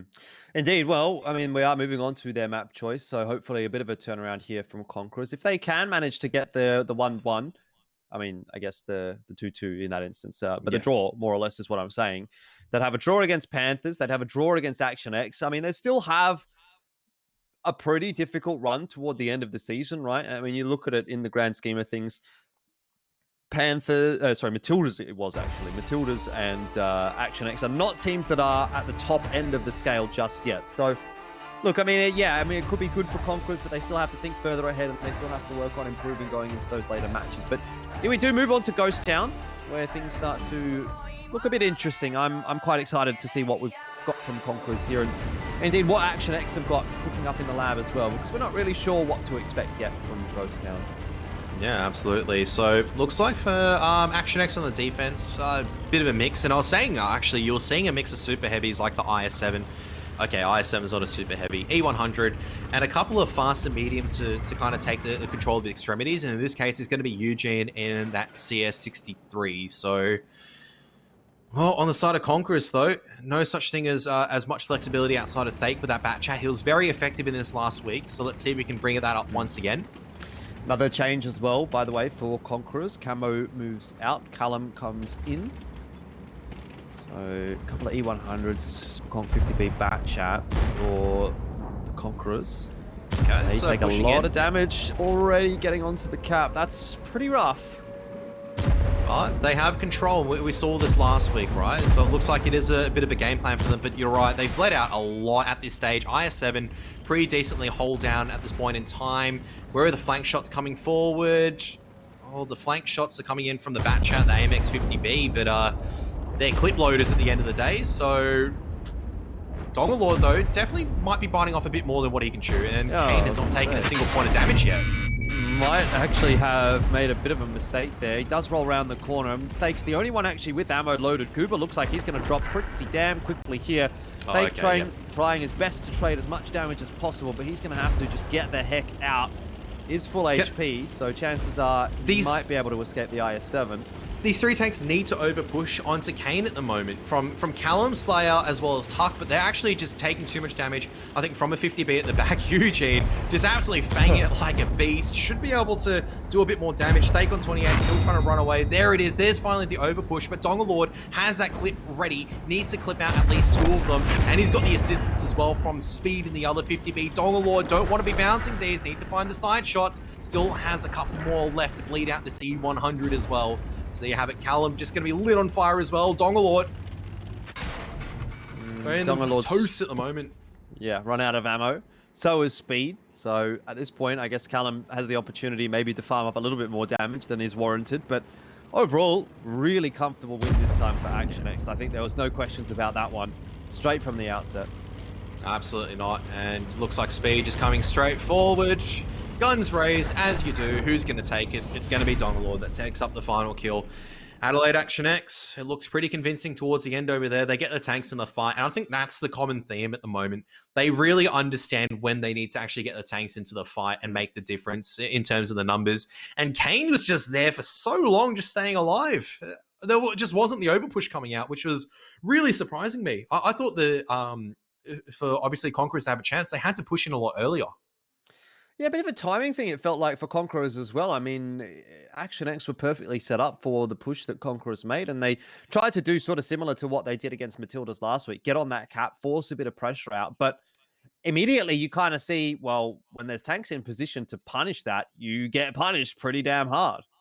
Yeah, I mean, it's just they got absolutely blapped on the cross. It was just painful. And then I think the 50B and the Bat Chat were trying to get the surround over there, but Dongalord pushes in as the rest of Conquerors try to engage Kane over there on the other side. And then the CS63, this is why you get the CS63. On the turbo mode, it comes into the fight so quick. Fantastic acceleration, and I have to take a look at the equipment again. Wouldn't be surprised to see a turbocharger on that thing. But it's like, you have ridiculous engine power. You hit max speeds of like 75 or something like that, or like 80 in turbo mode. I think 75 or 76 with a turbocharger.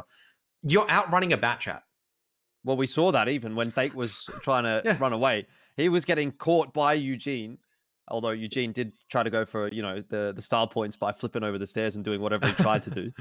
Yeah, and I think it's the case at the end of the day. It's Action X are just really fantastic at taking the initiative at the moment, and Conquerors, I think, just kind of floundering a little bit over here. They're trying to make the calls, they're trying to make the right decisions, but unfortunately, they do seem to be getting called out some of these times. Maybe in that scenario, it did seem like the defense was set up a lot better. I think the replays will indicate that as well. So will also indicate Eugene driving into a train, which is not good. But even just like the little parts here, right? You look at the shielding, you look at the echeloning coming out from the tanks, and it's just, they're engaging all at the right time. No one's going on an individual effort where they're getting absolutely destroyed for no reason. They're always coming in at the right moments, like Eugene over here. Yeah, just absolutely zooming into nothing. Absolutely. And at the stage, it's like, what do you do as Stake? There's nowhere really for him to go. And like, this was the push I was talking about. Needs to maybe happen a little bit earlier, but there's still a 50B. Speed's just like laying fire into them as well. That distance is going to pen some of these shots, when they were side on towards Kane. And from that point, it was pretty much, 50Bs against an E100. You know who's going to win at that point in time. Ignite on the engine and the fuel as well. Icing on the cake. Icing on the cake indeed as well for Action X, who now can actually look for a 4-0. That'll be a great start for Action X, and what a turnaround from Season 1, where they really struggled to even sort of hit the middle of the pack. Now they're at the top of the pack quite squarely, 2 wins out of 2 weeks. Granted, against some of the easier teams. Yeah, but, I would definitely say, looking, like I said, this is not with any disrespect to the teams. I think Panthers and Conquerors, time and time again, they're reestablishing their rosters. They're trying to figure out what works and what doesn't. They are going to be the weaker teams in this current tournament. There's no superstar names that we're going to go, this is the magic bullet solution. There's no IGL that's like, oh, this guy's like 500 head brain, he's like got Daki's brain, but bigger. There is no one like that in this roster. I'm sorry to say. They're going to have to grind it out the hard yards, and I'm willing to give them the benefit of the doubt. Towards week 6, week 7, that's where we'll start seeing some of their truer capabilities start rising. But at the moment, it is going to be an issue when they're versing teams like Adelaide Action X, which have had the time to bounce back. So no one's got a bigger head than Daki. Tell me, I've seen that thing in real life, and pretty hard to beat. Anyways, One more game remaining here. Conquerors might be able to salvage a little bit of pride, perhaps, Kev, if they can get a win here, make it at least 3-1. Making another change, Thake going back out, Camo coming back on in. So just rotating through that roster, Conquerors, trying to find the magic 5, but as of yet, really being unable to do so. Speaking of a bit of magic, if you're feeling a bit lucky, a bit magical, maybe throw in a HyperX or a Republic of Gamers into the Twitch chat to potentially win some goodies. You would have been seeing everyone probably spamming them by now, but the two key words are HyperX and Republic of Gamers. And I say two words because they are, one word each, if that makes sense. Republic of Gamers, no space. You can win yourself a wireless Cloud 2 headset from HyperX or a hoodie or an SSD enclosure from Republic of Gamers. So if you want to know a little bit more, just type !HyperX or !ROG Champ, ROG Champ in that instance. And both those giveaways are available for the duration of the stream. They'll be drawn at the end. You do need to be living in ANZ to have the chance of picking those up, though. So there is that little caveat. It's very solid, yeah. And if you're in the market for a pretty good monitor, if you want to be as good of a gamer as I am, then make sure you take a look at that 280 hertz 27-inch monitor that Asus are offering. Bit of a discount, $100 off. So from $499 to $399. I do believe that you type in !ROG, ROG only, for a bit more information on that deal. So yeah, 27 I think is the best size for a monitor, obviously. Back in the Ghost Town, victory is assured right now for Adelaide Action X. I did predict the 3-1 for the victory for them. I did put channel points on a victory as well. Unfortunately, I think most people did as well, so I don't think the rewards are going to be that great. But you know what? Not losing 10,000 channel points is always going to be a good thing. Here we are, going straight into the action. Indeed, indeed. All right, let's see. Conquerors going to be rolling out on the defense. They still have a bat chat in the mix. It's Camo this time. Eugene's back on the CS63. It's a pretty interesting tank. It's actually like one of those tanks where I'm like, this thing is amazing in Clan Wars, but I refuse to play it in randoms. I feel like it's an int tank, You're sometimes in those kinds of tanks, you're so fast, you're just like, I gotta drive fast, and then you drive fast, but you drive too fast, and then all of a sudden, you're in the wrong spot. Someone's, you've overcommitted or you flipped or something, and you're like, crap, should have played a bat chat instead. We call that the EVR syndrome, but the problem with the CS63 is that it doesn't have tires that just ricochet, 300 caliber, like 300 millimeter caliber guns, and it definitely doesn't have like the silhouette the size of a Manticore as well. So it is a fantastic tank because in the right position as how Eugene's doing it, with the speed you can cover a lot of positions. You can actually get decent scouts across.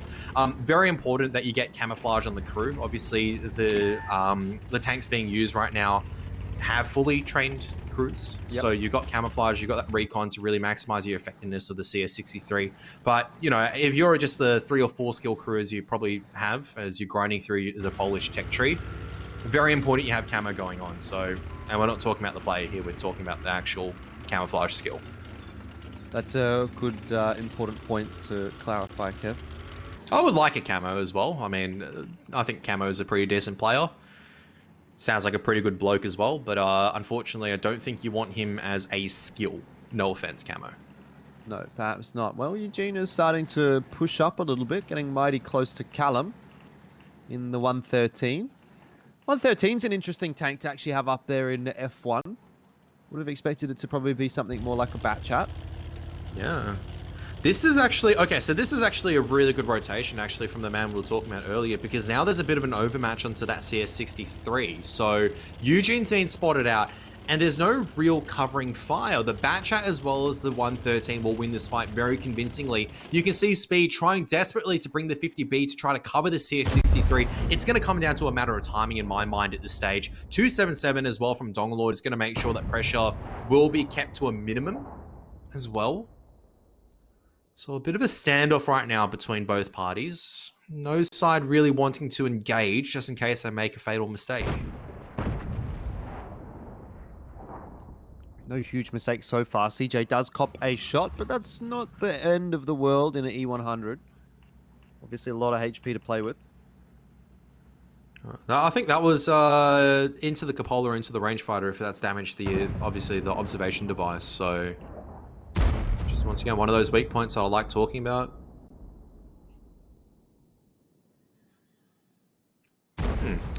Bit of a slower one. No one really exploding into action just yet. E100 is just trying to get into the correct position right now. Slayer does cop a bit of a HE shell, actually, as the Super Conks are pretty hold down. Speed, as well as Eugene, maybe looking to make a bit of a play right now. Speed. Don't know if he's actually got the angle. I think he was trying to see if Slayer backed out a little bit more. But this might be a bit of a trap. Camo's over here ready and waiting. The question is, can they get rid of the 113 before Camo can do enough damage? Well, Eugene and Speed are on the move, and Callum obviously has been spotted. Camo, as of yet, has not. Speed going to start dumping his clip straight on in. I'd say Callum is done and dusted. A couple more shots. Eugene, 8 HP. Maybe they won't have enough. Who gets the reload? Camo does. So in the end, Callum will actually survive. Speed clipping did convert all 4 of his shots. Yeah, which is, but unfortunately there was great focus fire coming out. Camo just playing the patience game. E100 is now trying to brawl it out as well, but Donglord's not in the right position. He's trying to support, obviously, that left side fight, but he needs to come over here into the city. The Super Conks have the DPM at the moment. Focus fire down onto CJ. Speed eventually will pick up Callum, but Camo's bat chat 9 seconds away from reloading. It's relatively healthy at this point in time. E100 is still trying to brawl it out, but it's a 2-on-2 with the HP favoring Conquerors at the moment inside the city. Camo will be able to get this clip off. Speed's trying to get the ram across, but Camo will not allow that to happen. But Kane, a shot coming out. Great focus fire actually from both sides, making sure the auto loaders will go down. This is all down to the 2-on-2 right now. Yeah, it's a very close 2-on-2 as well.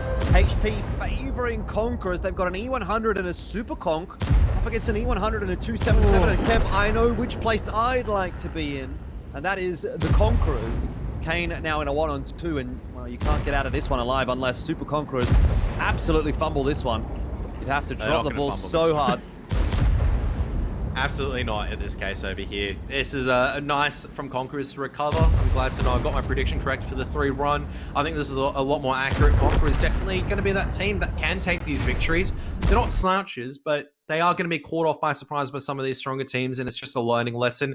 Look, at the end of the day, though, Adelaide Action X will still take the victory, and that's probably what they're concerned about. They're not going to be too stressed about not making it a 4-0. Yeah, definitely. I think at some points in the season, we'll probably start talking a little bit more in depth about the individual round scores. But for the most part, it didn't feel like it made a huge difference last season. I can't really remember where there was a situation where we thought, okay, well, one round or a couple of rounds could have made a big difference. Here's the damage numbers. Good stuff coming through from Goober and Slayer. Eugene didn't get too much done in that CS63 this time. Obviously, part of the initial push alongside Speed to try and get rid of the 113. That's where things started to fall apart a little bit for Action X. If they were actually at least managing to trade 1-for-1 with those tanks, then maybe a different story. Yeah, absolutely. But that's just also down to Conquerors. Great focus fire coming out a lot of the time. Look at that. Speed actually penning all the shots. Look, at the end of the day, though, you can pen all your shots, but it just comes down to that 2-on-2, right? 113 goes down maybe a little bit earlier. Eugene stays alive, forces an extra shot to come out, obviously from the bat chat. Then it allows AMX50B to get into a more comfortable fight. 2-on-1, he can never take that fight. So good stuff from the Conquerors, though, able to at least grab one back onto the board and obviously showing the capability of some of their players. So, yeah, look at that. Looks like 8's the lucky number over here for a lot of these teams. 8 shots, 8 pens. Not bad. Good size. 888. That is the lucky number, is it not? Yeah, it is. So, I mean, for Slayer, he's your devil, though. 3,666 damage. Mm-hmm. Nice performance from him as well. And, yeah, I'm still interested to see, like, why teams bring the 113, to be honest. Like, I think I said this last week. I just don't like the tank, I think. Yeah, I'm pretty sure you did go on a bit of a mini rant about how it had bad gun handling, and you just raged about it being a terrible tank. I'm allowed to say that, right? I mean, I don't know. Yeah. I tried grinding my way up that Chinese tech tree. I was just going to be like, yeah, look, let's see what the Chinese line has. Maybe I can bring my ancestors a bit of pride. And I'm like, nope, the gun's just absolutely atrocious. There's absolutely no armor whatsoever. Why am I playing this tank? Yeah. I do remember when the WZ111 5A came out. That seemed to really become flavor of the month, and anyone that was using a 113, it kind of just got replaced by the 5A. But it seems like the 113 is kind of making a little bit of a comeback. Not so much, but I mean, when was the last time you saw a 5A? So I guess that just goes to show which tank is a bit more favored right now? We've seen a couple of times of 5A. The reason why 5A has kind of fallen out of meta, I guess in the 5-on-5 format, I don't know exactly what the speed values are or like kind of like the hold down capabilities. You do manage to get the same amount of gun depression, I think 7 degrees, just the 113 has to look over the side instead. I think maybe that's why it's a bit favorable because you can't angle the armor of the 5A. It has to be straight on. So it's like, it's a really interesting tank because it's combining the characteristics of like the IS-7, but kind of more of American style where you can't side scrape with it. It has to be angled very frontally. Otherwise it's going to be like penned. Yeah, because it has the pike nose, right? Yeah, exactly. Whereas the IS-7 is a bit more like idiot proof. You can actually angle it kind of like at a 60-degree angle. And because it's IS-7, it's Russian armor, your shells just ricochet off it. So love to see that. 5A doesn't have that. 5A doesn't have that capability. And it advances as well. You don't see it that often because obviously chieftains are kind of like king now, right? I think that's fair. Well, such is the power creep that we always tend to see. You know, it used to be like 5 bat chats and 2 50Bs or something. And then it was 5 mouses and a couple of bat chats. And, you know, we slowly changed through the eras. And I feel like we're in a pretty good spot now, actually, the fact that we get such variety. It's not like one tank kind of dominates everything. So it's a good place to be in the 5v5 format here. And it's a good place for you to be as well if you're watching at home. We've still got a couple more matches to come tonight. Don't go too far away. We're going to take a short break. It'll be Perth Panthers up against Auckland Archers right after this.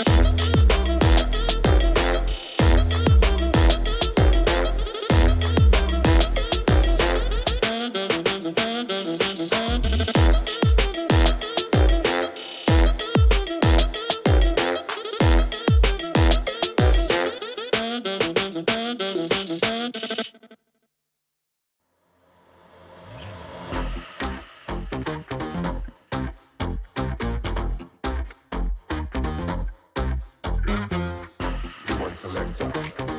Rewind selector. Rewind selector. Rewind selector. Rewind selector. Rewind selector.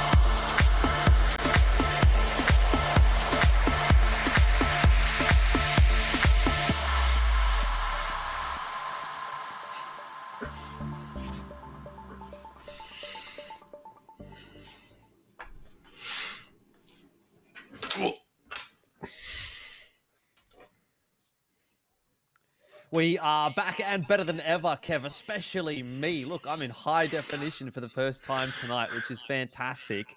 And if anyone actually wants to know, since it's become a bit of a meme in the chat, it's not my camera, it's not my internet. The real culprit here is Google Chrome. So Mozilla Firefox fans rise up, because it seems like Firefox just for some reason can actually send a good webcam feed. Yep. So we get to see all of Jordan pause and awe at the moment, which is pretty good. He's got a pretty good looking head, if you do ask myself and some of the boys, obviously commentating.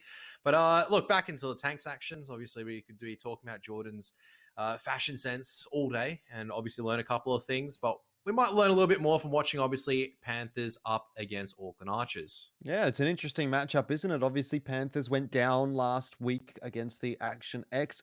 Archers are 2-2 against Skorpions, which I thought was maybe, again, for both teams, actually, I say a disappointing result. But obviously for Archers, in the context that we're talking about them in this matchup, something that they're wanting to probably improve on. And I think something that they can improve on actually today as well, Kev. They were the second best team last season, and there was moments where they might have even looked like they could be a title contender, and then moments where they looked like they wouldn't even make it to playoffs, and then moments where they looked like they would. I don't know, who knows? They're a weird team, aren't they? But Yeah, back in action. are. They stronger than ever though? I don't know. Like, based on what we saw last week, I'm not sure that I'm prepared to say that yet. Let's talk about the Perth Panthers first.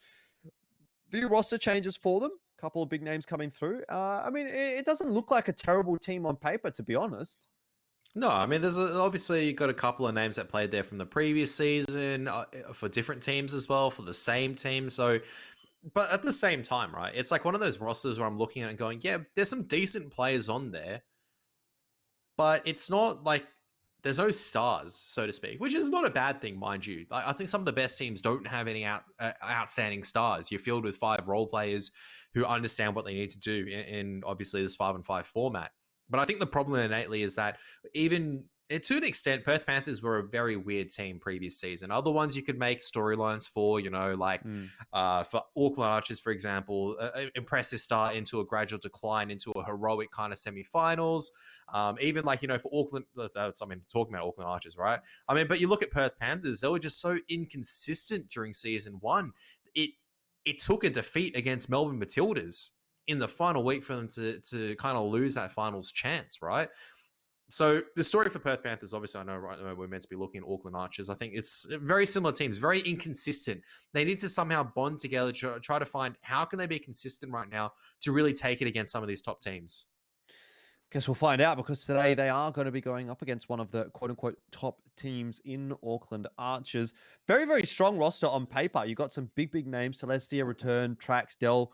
I mean, I think these are players that we expect a lot from. Blades and Blaze we saw through from last season. And correct me if I'm wrong, Toasted was also in ANZPL last season, although I don't think he got a huge amount of game time. I can't really remember. I'm just trying to remember if he was on Matildas or something like that, because I remember seeing DG Toasted somewhere on one of the rosters, surely. But look, memory could be failing me. Obviously, there's been a lot of games. Rosters have changed quite a bit. What hasn't changed, though, obviously, or what has kind of changed, actually, is Lightning Man. I do believe he was part of the Brisbane Bulldogs beforehand, obviously coming over to the West for players trade now. Pretty solid start, in all honesty. Lots of damage done, considering that they didn't have the best series. So good accuracy rate. You love seeing that. You like seeing players being able to hit tanks. It's not the easiest skill sometimes, believe it or not. Yeah, definitely. Penetration rate pretty good as well. Obviously, would want to see that damage just bumping up a little bit, getting up to about 2k, and then you're pretty happy. And that's a fairly decent damage number. But Lightning Man, I mean, yeah, coming through from Bulldogs, I'd say he's gone from one of the quote-unquote stronger teams to a bit of a downgrade, a step down for him, but maybe he can be the difference maker for this Panthers roster in terms of being able to convert them from a middling team to potentially a playoffs contending team. On the other side of the field, Trax was one of the more solid performers last week for Archers. In fact, I think he was probably, I want to say, one of the top performers that they actually did have. I'm just taking a quick look down the stats list, and yeah, I mean, probably across the board, he was the most consistent. Interesting, though. I mean, I didn't necessarily expect that, that he would be one of the top performers for this roster, because, like I said, I think they've got a lot of really, really strong players in the roster. But it's a good addition to the team, no doubt. Trax coming through as well. I think he was on Conquerors last season. Definitely a good pickup for Archers, and definitely a good move for him as well. Yeah, absolutely. And I think that's actually a good thing. Obviously, we do, even last season, talking a little bit about this Auckland Archers roster as they picked up Himmelsdorf. Prokorovka is going to be a pick for Panthers. We've seen that a couple of times from Panthers. So not too surprising for both sides over here. Look, previous season, right? Archers it was kind of like the Celestial return story. They were the ones that were doing like 3,000, almost like 4,000 average in some of these games and kind of like pulling Archers through. I'm glad to see they're not the superstars. Don't get me wrong. I think everyone wants to kind of be the star. They're dropping 4,000, 5,000 in these games and looking good. You're stat padding, so to speak. But the reality of the situation is that if you have 4 or 5 players doing 2,000 damage overall and you're winning games as Archers, that's going to be a lot better than always depending on 2 people going absolutely nuclear winning you series. There's eventually going to be a point where those 2 players get counter, they have a bad week, and you just get absolutely stomped, right? So you need 5 players of equal skill level stepping up, and it's good to see, Trax is one of those names coming up. Even Blades, for example, had a pretty decent performance last week as well. So look, it's good to see Archers kind of fleshing out a little bit more over here. Let's see if Panthers can rise to the occasion, though. That's a good question, and we are moving on to Prokhorovka, which was Panthers' map choice. First time we'll see Prokhorovka this season. My favorite map, you would have noticed. Some little factoids that pop up under our names, and I do like a bit of Prokhorovka. It provides something different to most of the maps. It's a very, very open map, lots of room to work with, lots of opportunities for mediums, lots of opportunities for heavies as well. And you even can see the lights being pulled out here and there. So Trax and Lightning Man both in a T100 LT. Interested to see how that one will pan on out. Got the CS63 out for Archers as well. So a few quicker tanks. And the initial cross works out for Lightning Man. Hasn't taken any damage. Shots flying all over the place, but none connecting. That's pretty interesting from Return. He actually did take a shot, but wasn't lit up in that bush, which is that. Normally, you don't see tanks stopping there, obviously. Trax, though, forcing the repair kit on Lightning Man at this point in time. There's actually no one there to help him out. So if he gets tracked again, which may or may not happen, depending on the circumstances, could be a bit dangerous. So it looks like he does get away. He gets unlit pretty much at that point. And yeah, just got Blaze 277 hold down all the way back here at K1. It's a pretty strong position. Very difficult to actually dig out a hold down tank over here. Yeah, that's certainly something that Panthers might want to do a little bit later on in the piece, right? But considering at the moment Archers have got a lot of control over the 2 flag side of the map. Another shot goes whizzing past the T100 LT. Trax getting the vision of Phantom in the STB1. All right. Watch Trax do this. I was going to say, watch Trax do this run, right? Because this is a really solid kind of like drive that you can do, which pretty much keeps you very, very safe, right? The fact he did it so seamlessly, it's like, it's one of the things where you can tell the difference between an experienced light tank driver or even medium tank driver from kind of like just like not really good ones is in advances, how easy they can make that climb. There's variants you can do with like EBRs, with like even 140s and stuff like that. But he made it look so seamless, and that's honestly a fantastic position to kind of learn and kind of the run that you want to do. Lightning Man just keeping Blaze also permanently lit right now as well, which is pretty solid. Yeah, Blaze has copped 1 shot of damage as well. A few more shells headed in his direction from Dastardly in the Super Conk. Not too much more damage to follow up. I mean, I like the way that Archers are going about this, though. They're taking some good map control, starting to kind of cut the map in half. They are leaving Blaze on an island a little bit. Got Celestia there in the bat chat, kind of keeping an eye on things, but how much help is he really going to be if a full committed push goes in onto the 277, I wonder? I mean, this is actually a pretty solid position he's sitting in, because he can play around with a bridge line, so to speak. There's T100 LT obviously just spotting out a couple of things. Darcy just trying to get a couple of blind shots across. That said, CS as well as the T100 LT have taken island control at the top right-hand corner of the map. And this is eventually looking like Archers are going to be setting up for this 2-cap pressure eventually, but they're going to have to sit someone there. The question is, who is it going to be? Is it going to be the Super Conk, for example? Is it going to be, Toasted heading over? Or is it someone else?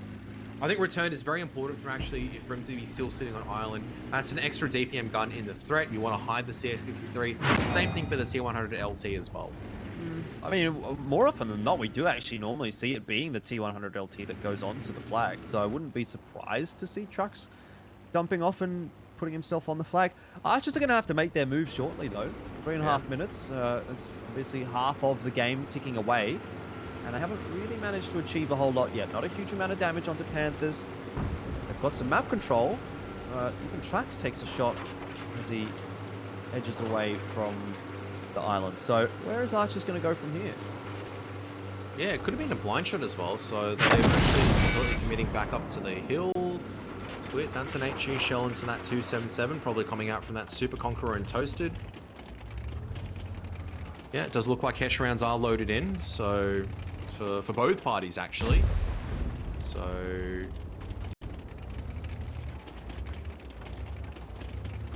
pretty interesting right now what Archers want to do. There's not much time left to complete an objective, so to speak. Obviously, CS63 and T100 LT can rotate, but Lightning Man's in the perfect position to spot this out, and there's also going to be the bat chat. This has to be a coordinated push coming out from 4 of these members, and I don't even know if Blaze realizes he's permanently lit at this point. Was that another shot that connected onto... it must have connected onto Blaze. Must be getting audio from that side of the map. No, I think Toasted actually copped that HE. Or it could have been a Panthers as well. You can see there's a bit of a mid-brawl going on between Twit as well as Toasted right now, so that could be the audio from there. But here we are. Here's the push into Lightning Man. Put the bat chat. Oh, this is not good. JS is rotating. Oh, no, he's coming back. Going to be linking hands at the moment, as it does look like it's going to be a 1-2 line push. But this is so late. This is the problem with pushing so late. You have so little time to chew through all this HP. Yeah, Trax is going to lead the charge in the T100 LT, as of yet unspotted in the bushes. Returned, giving Blaze a bit of a helping hand with the engine power, pushing him forward. It's a fast push from Archers with the 277. Eventually, Lightning Man is going to be lit. So too is Trax, and the focus of fire onto the T100 LT of Archers. It's a rough start for Archers. It feels like a Hail Mary play, and Trax is going up the hill into the firing lines of so many tanks. He gets taken down straight off the bat. This has not worked kindly at all for Archers, but the question is going to be, what kind of a trade can they find? If they don't get one, then they're done, but they can potentially still turn this on its head. Yeah, the T100 LT, it's very important they get rid of Lightning Man at the moment. Celestia's got one left in the clip, but it does look like he has to go back down. They're trying to get these tanks into the hold down positions right now. Phantom Suite has rotated across in the meantime. Toasted, this is a perfect position for him to be farming, though. Darsley, this is good rotation as well from Panthers, making sure they're getting in areas, and this is what I mean. The fact they don't take down Lightning Man, it's going to be very difficult for them to win the game from here. Yeah, Lightning Man just going to be able to run and scurry away, and with 47 seconds left, Archers, I think, have left it a little bit too little too late, and they're just going to try and farm as much as possible here. Toasted is doing a good job. I think those return shots coming through as well from the backside, from the A line, 63 to 277 being returned, and Blaze. So they'll be farming up a little bit of damage. And Celestia has done pretty well for himself in this bat chat too, but I mean, Archers, yeah, despite the fact that they're starting to chunk through Panthers, have they left this a bit too late? The one thing I can say is the T100 LT is still kind of hanging around. So if Panthers find a way to lose this game, I'm going to be amazed. But there could have been a world. No, you have to look at JS. He's still on full HP at that stage. So even if Lightning Man goes down, JS can still run around until the end of days, right? So this is a case of, I think, for Archers, they just took a little bit too long establishing that. Kind of forgot that time was not really on their side. They were on the attack, and yeah, it's not really a Hail Mary. If they had maybe an additional minute, even though it doesn't sound like much, that could have been resolved a lot better, but definitely did let it bleed out a little bit too late to make that rotation at the end of the day, even with a couple of fast tanks.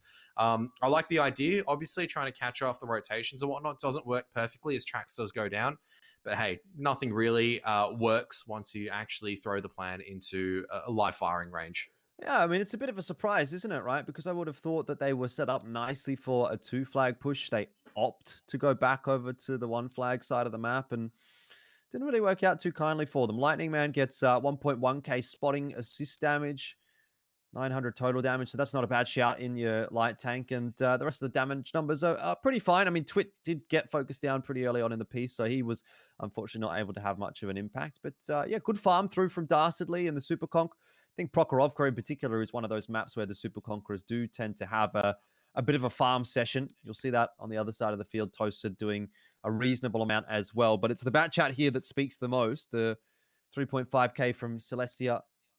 No real spotting assist from Trax there. He was good in terms of scouting and getting positioning, but didn't have much of an impact on the game otherwise. Yeah, and this is like kind of the question of like soft value wise. I think the Manticore is actually a better passive scouter than the tier 100 LT, which is, but I don't think you want to be running a Manticore in a 5-on-5 format. I'm just talking about the potentials of Prokhorovka, why we're seeing the tier 100 LT, even though you do have a lack of firepower, that may have actually cost Archers towards the end over there, not having the extra gun or having the extra HP that you normally see, even just having an additional bat chat or an autoloader just allows like that damage threat. Didn't really see that coming across this time around. So I think coming into the next one, need to see a bit more like, on their next attack on Himmelsdorf, which is obviously going to be helped by the fact the map's going to be smaller. You need to be a bit more decisive as Archers. The Panthers, I kind of want to see just the same kind of nerve. They're holding on to the positions. They're just allowing, obviously, for they play the correct reactions like they did that time, and they should be able to pick up, hopefully, another victory, because that was pretty impressive. And again, that said again, though, Panthers have just always been that team where you see like one really good round, and then the second round you're like, can't believe they've cooked it. They've just done something really silly, and that's it. They've kind of lost a round where I would have said they were favorites. Well, it doesn't necessarily mean that that's going to happen today. It's an interesting situation right now for Archers, isn't it? Because I would have thought they would come into this season and look really strong out of the gates. I mean, I think quite highly of a lot of the players on that roster. So it surprises me to see them having this degree of a struggle, I suppose. A 2-2 against Skorpions, which maybe could have been converted into a win. And already starting off with a loss here against Panthers. And an interesting call where they just decide to sort of reset off of their initial push. Trax didn't really have anywhere to go here. He kind of had to light things up for his team. I mean, I'm not sure. It looked to me like a kind of a push that it was almost never going to work for Archers, you know what I mean?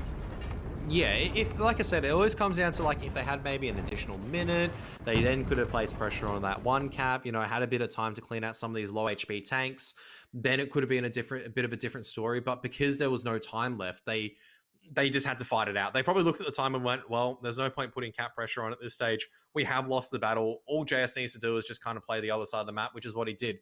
Didn't play to do damage, didn't play to farm stats. Him and Lightning Man just played to win the game. That's going to be always infinitely more important at this stage. So they've deserved, obviously, that victory over there. Just playing, once again, the long game, just utilizing that, the vision control.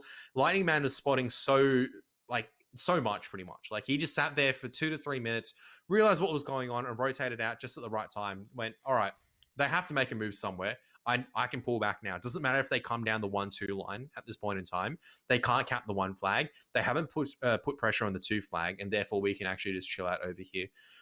Just comes down to a world where I just imagine if they actually do put a 2 flag pressure on, you've got a CS63 over there on Island, super con control on the mid-ridge line.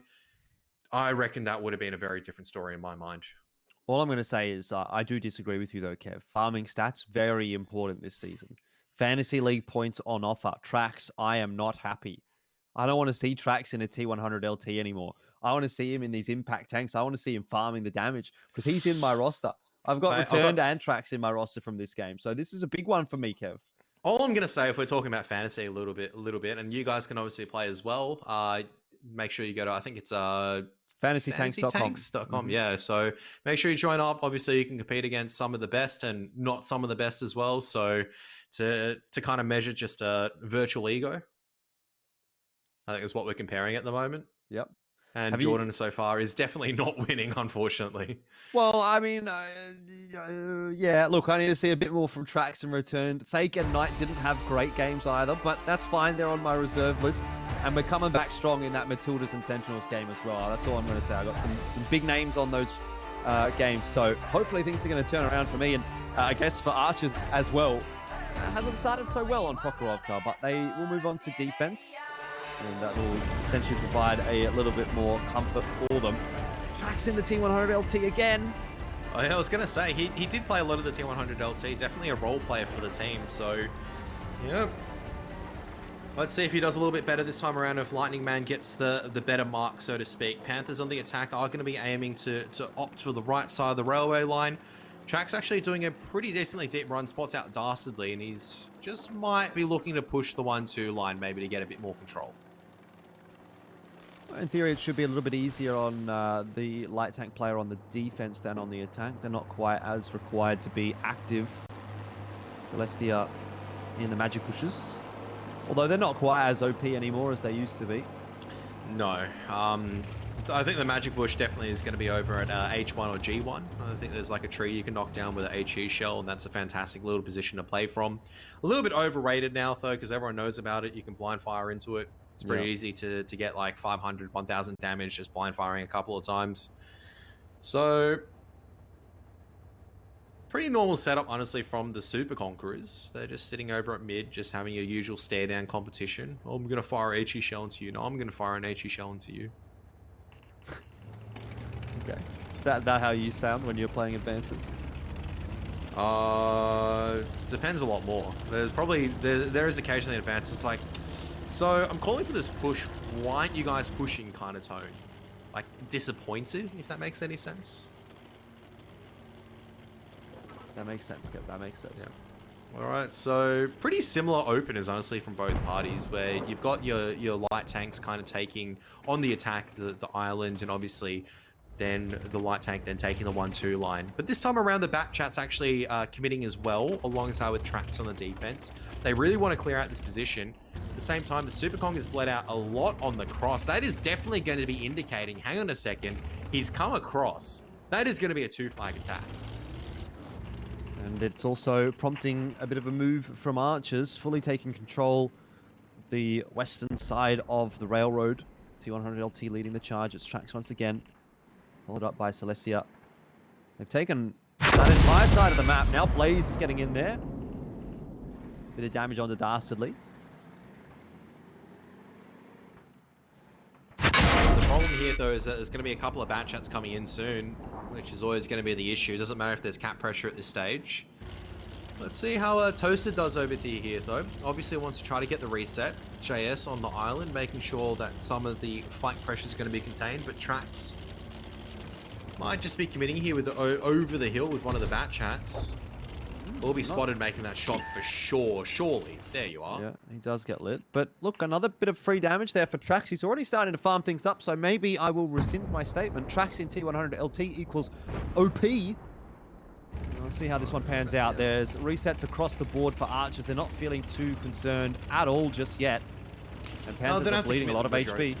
Yeah, don't have to commit any tanks at the moment, honestly. The 277s are the ones that have to make a bit of a move. But the problem here, right, for them to make a move, well, you're going to have to commit over. And 277s are just not good enough to kind of brawl out. With Dastardly bleeding out so much as well, he's dead, actually. It just means that they have to just go into a crossfire. You can see Celestia and Blaze, and alongside with Tosa, just lining it up and just knocking them down. They are committing with numbers on the side of Panthers, though, but they've bled out so much HP at this point in time. I don't think it's enough to make a difference. Yeah, JS in his bat chat down to a couple of shots worth of HP here. Did get most of his clip out, but in the end of the day, it's really not enough to make you feel too excited. And this is going to be a farm time for Returned and for Trax. Celestia, not on the reload just yet. And yes, you're laughing because Returned has tried to do a bit of ram damage. They're all trying to do a bit of ram damage. Make sure they get as many fantasy points for Elbush Guy on the board as possible. Toasted steals the final kill away, but Archers do equalize things at one apiece. I'm just watching Celestia just on the reload, just beeline it towards a 277 and just like do maybe 150 ramming damage and copping 700 pretty much in return. Pretty unfortunate, but look, that just came down to, I would say, just more solid. Like Archers are definitely taking a bit more initiative that time around and actually taking some more map control and kind of just deciding, yep, we're seeing this play coming out from Dastardly. We kind of know what to do over there. So yeah, it's a bit unfortunate, obviously, lining up for that two flag play. Not much you can really do as Dastardly at the end of the day.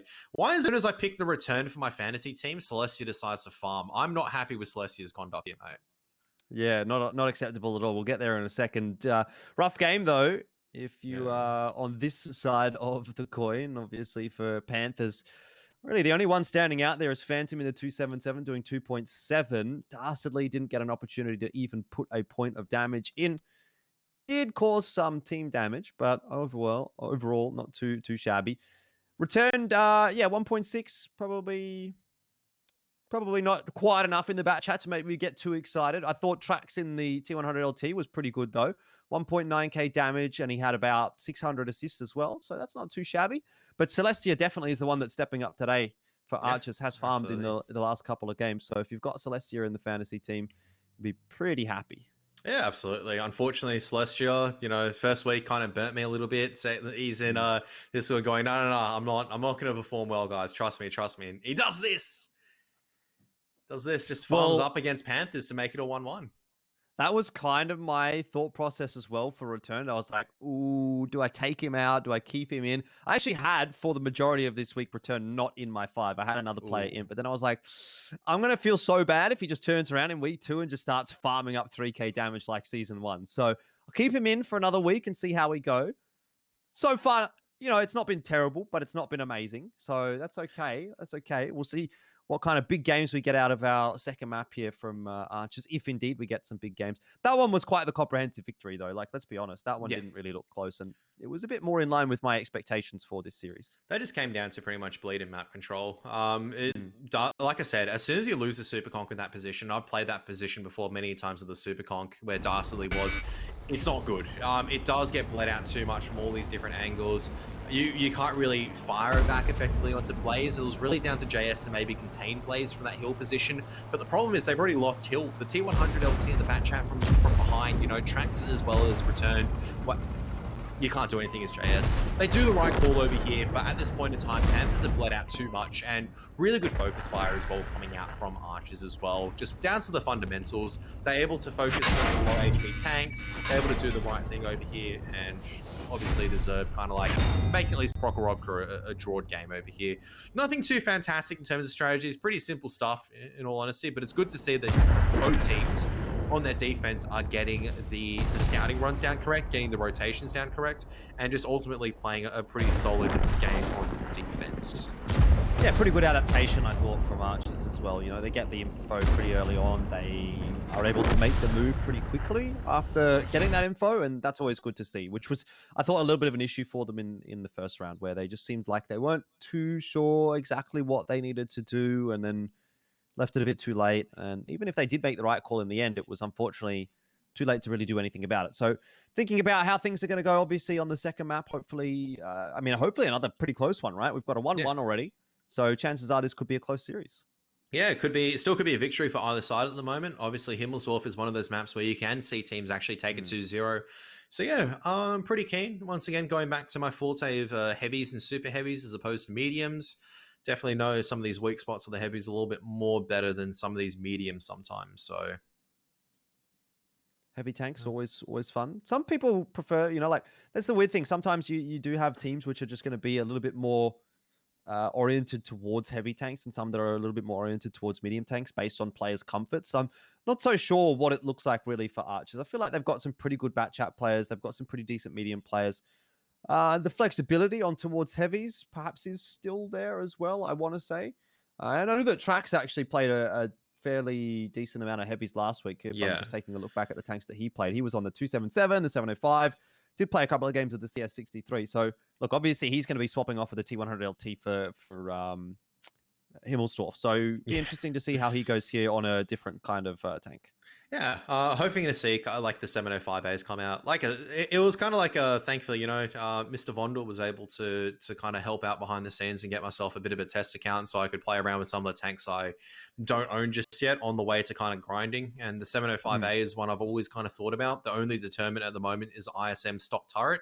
Quite frankly, the stock turret doesn't look fun enough to play, so I'm trying to grind up enough free XP before I justify it. But 705A is pretty good. There's obviously a couple of weak points on it, but it's pretty hard to crack frontally on. And I don't think anyone's going to do what I did, which is try to reverse side scrape in a 705A. Well, hopefully not. We move on to Himmelsdorf. There is a change for Panthers. Dastardly moves out of the roster and Randomized coming in. So a little bit of a swap up for them. See how much that impact is going to make.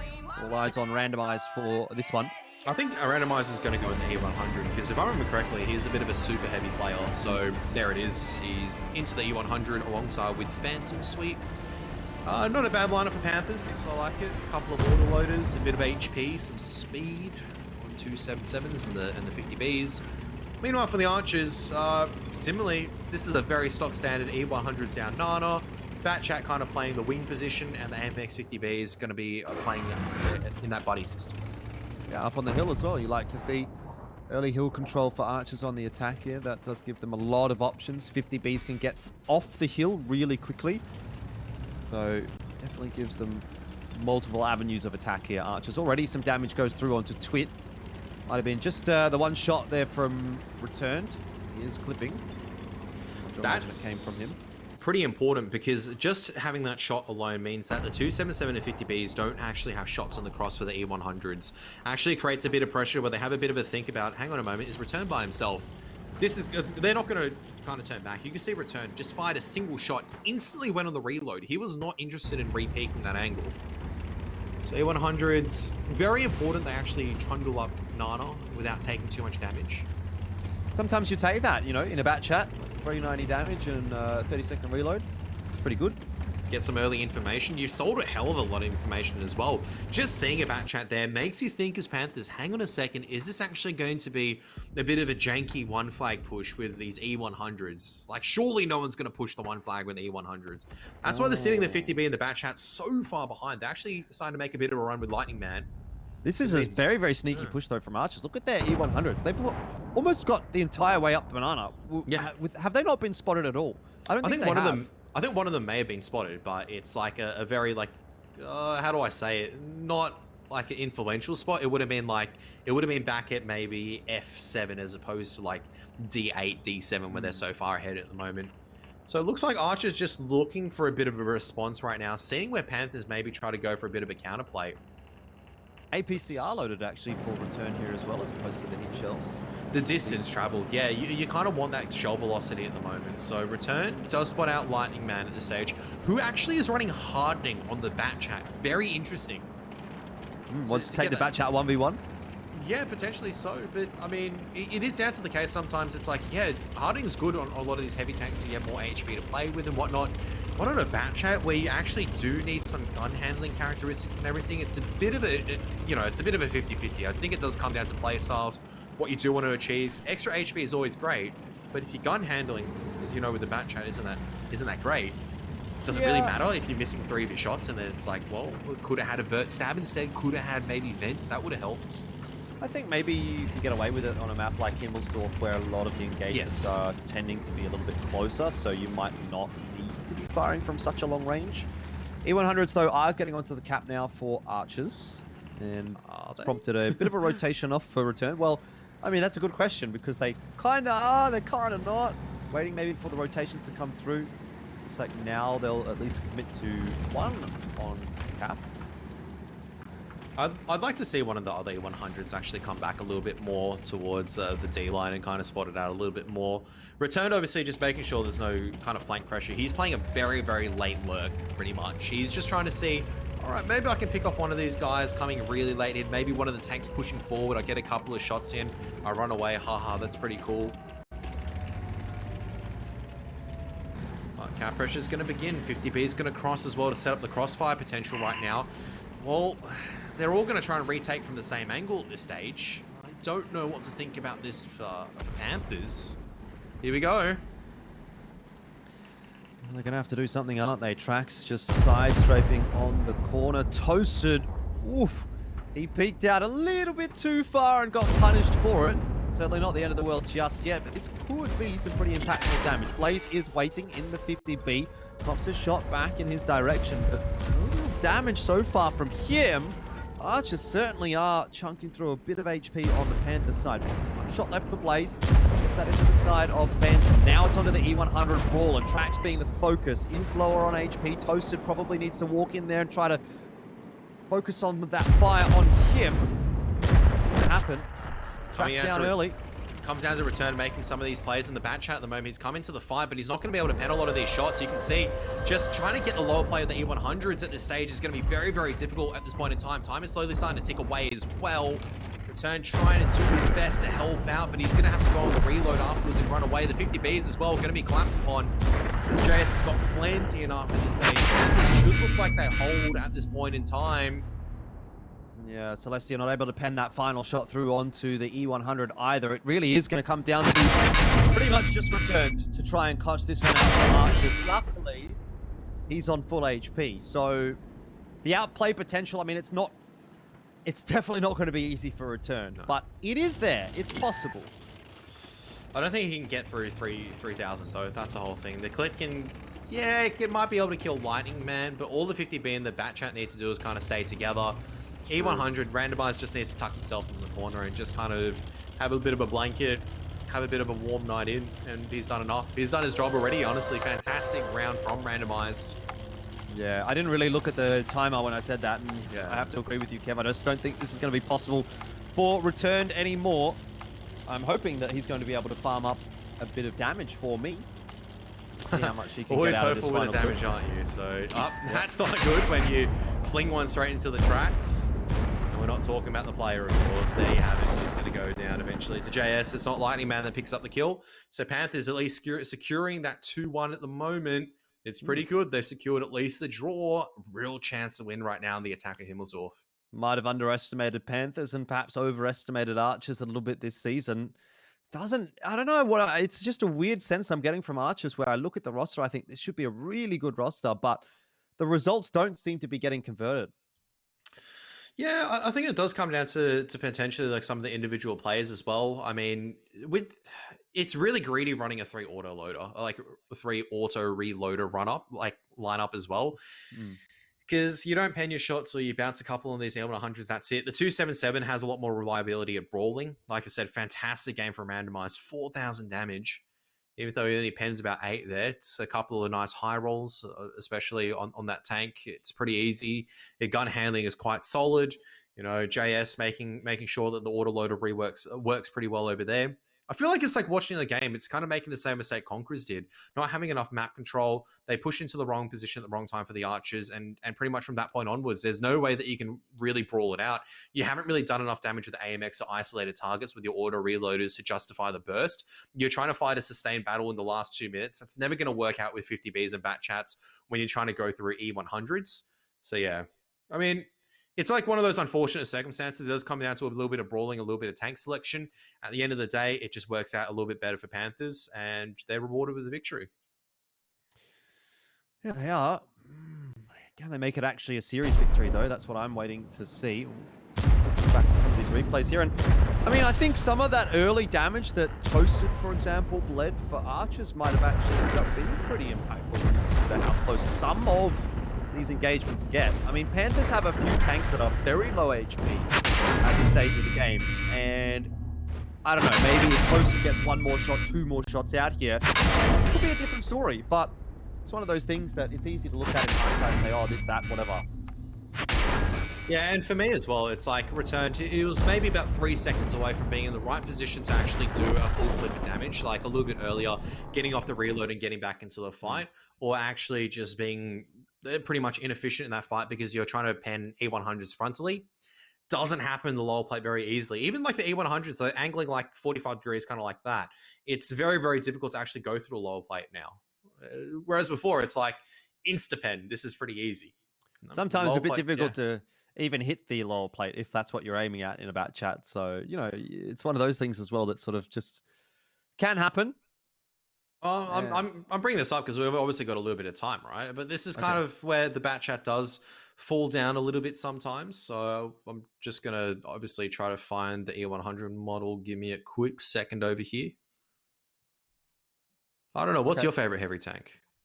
What's my favorite heavy tank? Probably the IS-7. I don't really tend to play a lot of heavy tanks outside of the IS-7, to be honest. Let me have a look. Fair. Because I'm just taking a look. So it's like if you're versing, say, for example, you know, you're versing a Bat Chat, which is from I recognize the French flag. Yes, I do. Let's just say you're versing the Bat Chat, you know, they're loading your normal heat rounds to go through and you angle your E75. As long as you angle it, like, probably to the point of, I'm just taking a look how much I'm angling at the moment, probably about like a 45-degree angle, your chances of penning is about 50%. Like, and you're using heat rounds as well. So it's pretty difficult, honestly, to get through the E100 these days, where, especially it's like if it's angled even further, right? It's angled an extreme kind of thing where it's like maybe the 7-degree angle, almost no chance of going through. So, and that's what you're starting to see from some of the positions at E100. You might say, yeah, just shoot at the track. you've got a heat round. So it may not go through. Might just be absorbed straight into the track. Well, we'll see whether or not we get a bat chat on this second round of Himmelsdorf. There's going to be a fairly big discussion in the Archers camp as to what they want to be going for now. Double 50B and a bat chat. Does that feel like a little bit too many autoloaders to you? It feels too greedy for me. It's like if you are able to isolate a target and just pretty much bang them out of the server, then it's like justified its purpose, right? We've seen the 2 bat chat lineup work against 1 bat chat for that exact reason. The difference though is when you have pretty clued on enemy bat chat players who are like, I'm in a bit of an overmatch, going to not take as many risks, going to actually play this a bit differently and try to prey on the fact that bat chats want to find me. That's where you have the bit of the mind games going on between the auto reloaders. It's not as simple as just finding an enemy. It's about trying to make sure that you can actually get past unnoticed. So 50Bs didn't do that just then. You could see they were in the midst of the fight. Couldn't really find the right angles against the E100s, and that was pretty much it. One of those things with the autoloaders is always wanting to try and find that second clip. It's all well and good to get 1 clip. The expectation is that every day of the week, you need to be getting all of your shots out of the first clip, whether it's 4 with the 50B or 5 with the bat chat. And you probably want to be penning 75% or more of those shots. But where you're either going to make or break your game with an autoloader is going to come from if you can get a second clip and if it's going to be a good second clip or not. Move on to Himmelsdorf. It's a chance actually for Panthers to get a big win today against Archers. Our expectation, or at least my expectation, was that Archers should take the victory here. Now, they're playing for a draw. Yeah, and I don't know at this stage if you still favour Archers at this point, or if you favour Panthers a little bit, considering that Panthers are looking pretty solid. Honestly, in some of these rounds, they only really lost down to some solid counterplay from Archers on the defense, and they're going to have to step up big one more time. Once again, such a greedy lineup coming out from Archers, a lot of auto reloaders. 2 705As as well to match up against the E100s. Big push down in the bat chat from Celestia. Returned, moves over to a 50B. So a bit of a change up there from Archers is interesting to note. You have randomized still in the E100 for Panthers. Big power player for them. Damage onto Celestia off the bat. Yeah, he was trying to get a bit of information, but Panthers looking like they either respond very quickly or waiting for it. Absolutely punish that, and that's not a good start already. You don't have the HP advantage as Archers. Every single shot or bleed that Panthers get in is just going to make their job that much easier. So, and this is what I mean, this is really interesting what the E100s are doing. Normally you see the double E100s actually pushing down Nana. This time around though, look where they're kind of setting up for. They're setting up more towards mid, just playing a defensive parameter, waiting and seeing what they can find before they push in. Well, you only want to see so much waiting and seeing from Panthers here, don't you? Because with those E100s, if you do go too late, you don't give yourself too many opportunities to win the game, being that they are slow and lumbering and can't rotate too quickly. So, okay, it's well and good to start things off. First minute and a half of the game, just spotting out, seeing if there's going to be any shenanigans from Archers. But pretty soon, we're going to need to see Panthers make their move. Yeah, you're going to have to get the E100s in position. They're pretty slow to kind of get into those areas. So, pretty interesting as well. JS with a Super Conk not really persisting just yet. Kind of just chilling out at the moment. Near the hill position. Ready to swing back around and push down Nana, if so, or to push up. I think his position is going to be very important to kind of indicate exactly where Panthers want to go right now. So the fact he's coming off the hill and going towards Nana is going to indicate, all right, maybe the E100s can actually roll over towards the 1 flag and catch Archers off by surprise. Well, a couple of 50B set up over here. 705's on that line as well. I'm sure that would be the easiest of tasks for Panthers. I mean, Randomize has copped a shot, so... Let's say it would be from that 705A in tracks, or... Yeah, probably from tracks, or 2 shots from the 50Bs. It is going to be a bit of a 1 flag push. This is going to be pretty interesting, because E100s, as long as they get frontally on, it's going to be very difficult for these 50Bs and bat chats to actually get effective rounds in. As long as Twit in the 277 just kind of rolls behind and baits the E100s a little bit, this is going to be very, very difficult for Archers to actually hold on to this part of the map. Well, we're about to find out. I think this is going to be a bit of a bang when it does end up starting. Either we'll see a Panthers tank go down very quickly, or a bit of a slower progression from Panthers that will result in Archers not feeling too happy about the positioning of their 50Bs. 3.5 minutes still, so plenty of time for Panthers to play with. Lightning Man just needs to start getting ready to kind of go on the hill, to be honest. All right, E100's pushing right into mid. Very interesting. As Phantom Suit's going to be tracked up, where is the focus fire going to be on? It's actually going to be that lead E100. Twit, though, will be able to get out towards safety. The auto reloader's just trying to focus down Phantom Suit at the moment. Twit, though, is going to lose his ammo rack. Is going to hold on to it. So auto loaders are going to clip out for now. Going to be able to hide away. This is already halfway reloaded. The problem, though, is that Lightning Man is not going to be able to get into this fight. And Archers can just sit here. The HP advantage which Panthers had has just been completely nullified. Unfortunately, Archers holding firm, reading what Panthers wanted to do and just, well, pulling them in. Hook, line, and sinker at this stage. All they need to do is just relax and wait for Panthers to make another mistake before they close out the game. It does look like it's going to be back to ANZ PL 2-2 again. Yeah, perhaps. Let's 2-2. Returned, you can tell he kind of wants to roll around this corner and farm up a bit of damage, but might be a bit of an inopportune decision. Lightning Man. Where is Lightning Man? That's the question the Panthers is asking right now. They have to wait for him to trundle his way across the map. 819 damage from the first clip. But he's going to touch the 2 flag, so that's going to...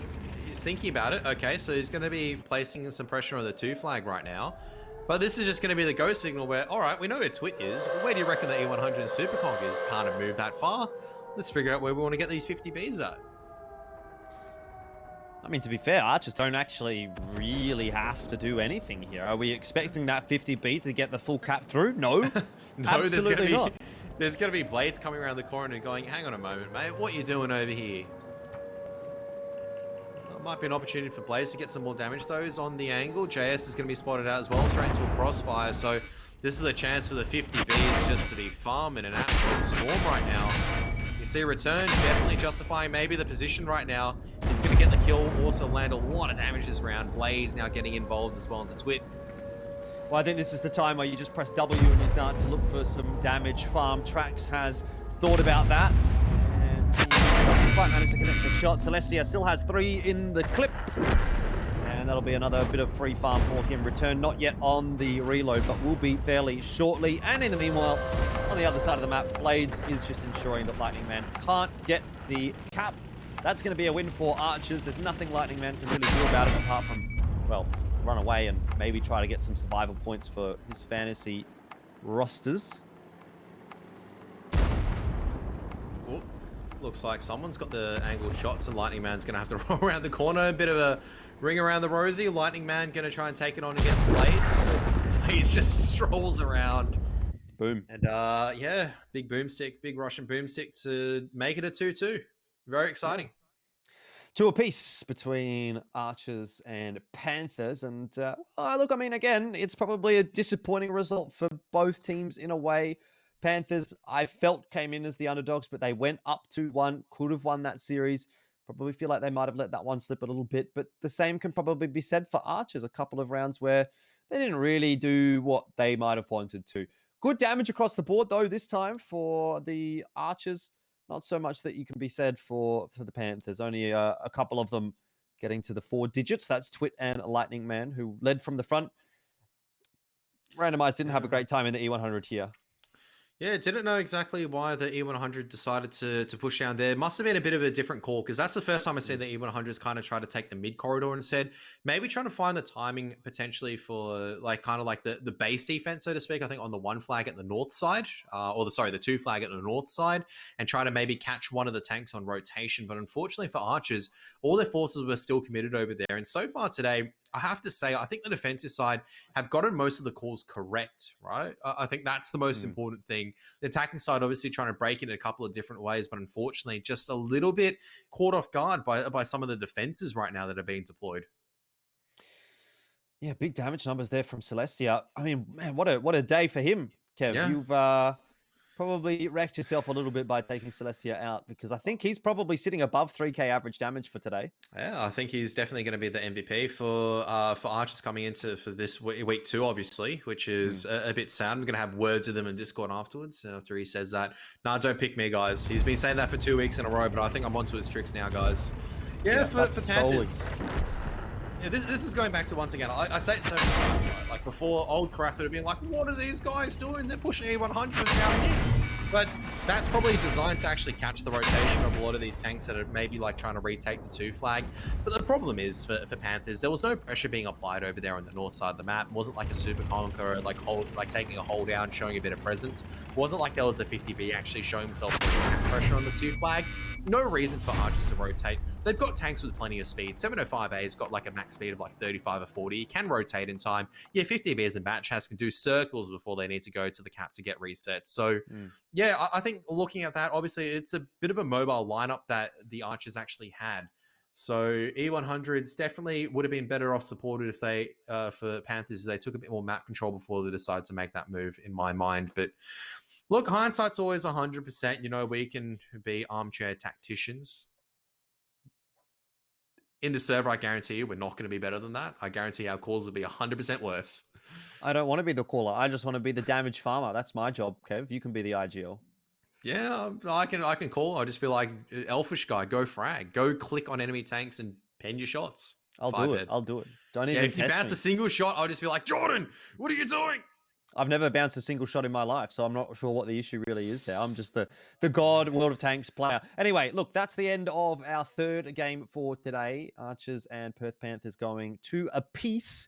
We do have one more game to go this evening, though, so don't go too far away. Melbourne Matildas, North Sydney Sentinels, and we'll be right back after the break.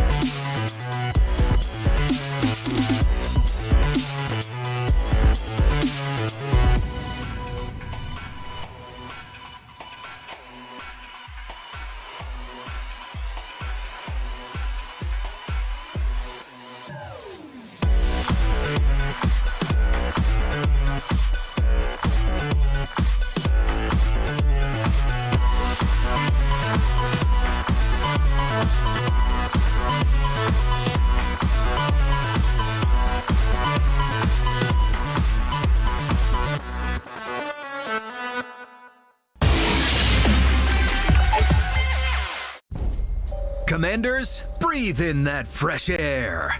Such a peaceful spot. It's perfect for fishing.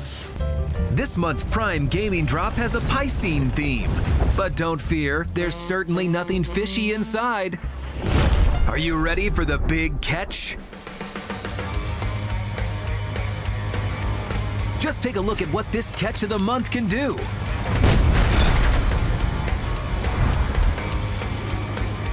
With these vehicles on your side and the right tactics, it's just like shooting fish in a barrel.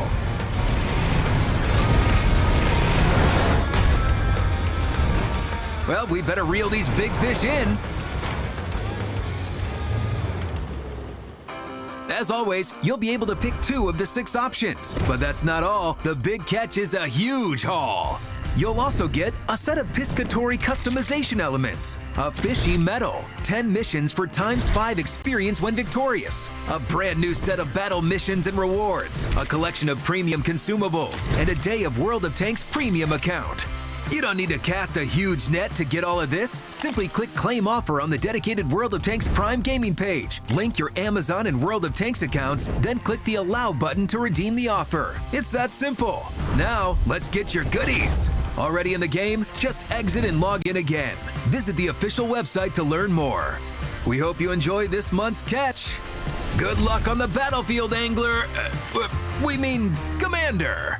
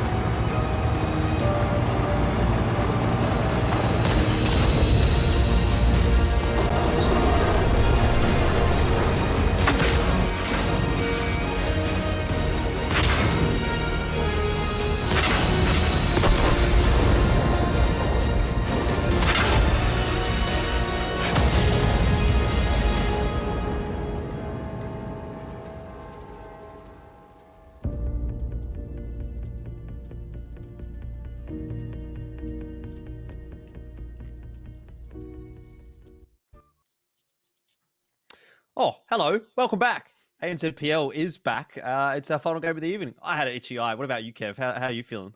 Yeah, feeling pretty good. This is the matchup we've been waiting for all night. So pretty keen, obviously, to see this one. This is going to be how do I say it? Matildas actually took the victory against Conquerors maybe last week. I would have been like a lot more hype for this one and maybe talking up Matilda's chances. But let's be real. It's a good grudge matchup, but Sentinel's still going to be the firm favourites, obviously. Very, very strong roster kind of competing into this. So it's looking a pretty good one to close out week two. Honestly, some fantastic games so far. It does look a bit defense-sided tonight, I have to say. Yeah, have to agree with you. I think we are probably going to be seeing Sentinels come into this one as the favourites, but Matildas is an interesting beast. They've had some pretty good roster changes. I don't know. I mean, I guess I'm a little bit disappointed with the result last week being a draw. It's the same vein of the discussion that I've been having about a few of the other draws where felt like, for Matildas, and I guess even in that instance, the same for Conquerors, it could have well gone actually to a victory for them, and they just didn't quite have enough to get that one over the line, which makes you think, like, if they're not able to get it over the line against Conquerors, are they going to be a real sort of troublemaker for a team like Sentinels or some of the better teams in the region? I am not so sure. That said, I like the roster Melbourne Matildas have got together. Hopefully with a bit of extra time to prac, another week to scrim, then maybe they'll be able to pull something through. Yeah, a lot of fantastic individual players on this roster, of course, and a lot of experience. I mean, you're talking not just about Bales, but Geordie, even Saxon as well, have been around the scene for ages. I mean, I feel like Whippet as well as Mary Turnip probably have as well. Their names are not as familiar to me, but definitely a pretty decent performance from Whippet last week. I remember watching that Bat Chat clip back and back and back and back again, and that's just really the case of just RNG messing over Whippet, unfortunately. Yeah, it's a pretty strong one. Obviously, 2+2, kind of like my personal pocket favorite. I used to play with him on the same clan, obviously, at 1AR. So he's a pretty funny dude whenever he did actually talk into the mic. So very, very, very chill dude. And obviously, a lot of us will talk pretty high about his one-on-one capabilities as well. So yeah, Matilda's definitely a roster where you have your stars, you have your IGL capability. But similarly for the Sentinels, you can argue that they've got more in spades, right? Yeah, most definitely. I think they've got a very, very solid roster. Very few changes coming through from last season, and the changes that they did make actually don't seem to be too shabby at all. We saw a bit from Wimo last week. I thought he was pretty solid. Iron Guard we had in ANZPL Season 1 as well, so there's experience there. And the core four of Roendi, Rainbow, Cindy, and Zanin coming through from North Sydney Sentinels definitely looking like a team to beat. So I suppose the question really would be, who actually ends up taking that fifth spot, that fifth role today? Is it going to be Womo coming back in? Is it going to be Iron Guard? Is it going to be Doodle Tank? I don't think the core four changes that much. No, I don't think so, unless there has to be a drastic change, right? I think it's going to come down to like vehicle specialties. I think with some of these, you've obviously got players that are very comfortable in kind of like your 277s, maybe like your 113s instead. And then similarly, you might have some players that are more happy actually taking the E100s in some of these maps, or maybe the Bat Chats. So that's kind of probably where you're seeing the flex rolls come out a little bit more. And let's take a look at the map. Oh, I was going to say this is the head-to-head, right? I was going to say, like, taking the vetoes, but I'm jumping the gun here a little bit. Yeah, the first day, or the first week, I suppose, for both of these two teams. And as far as we're concerned, right now, we're comparing Bales and Rainbow, which isn't the worst of comparisons, I don't think, to be honest. Both of them being Bat Chat players and both of them having a pretty good first week.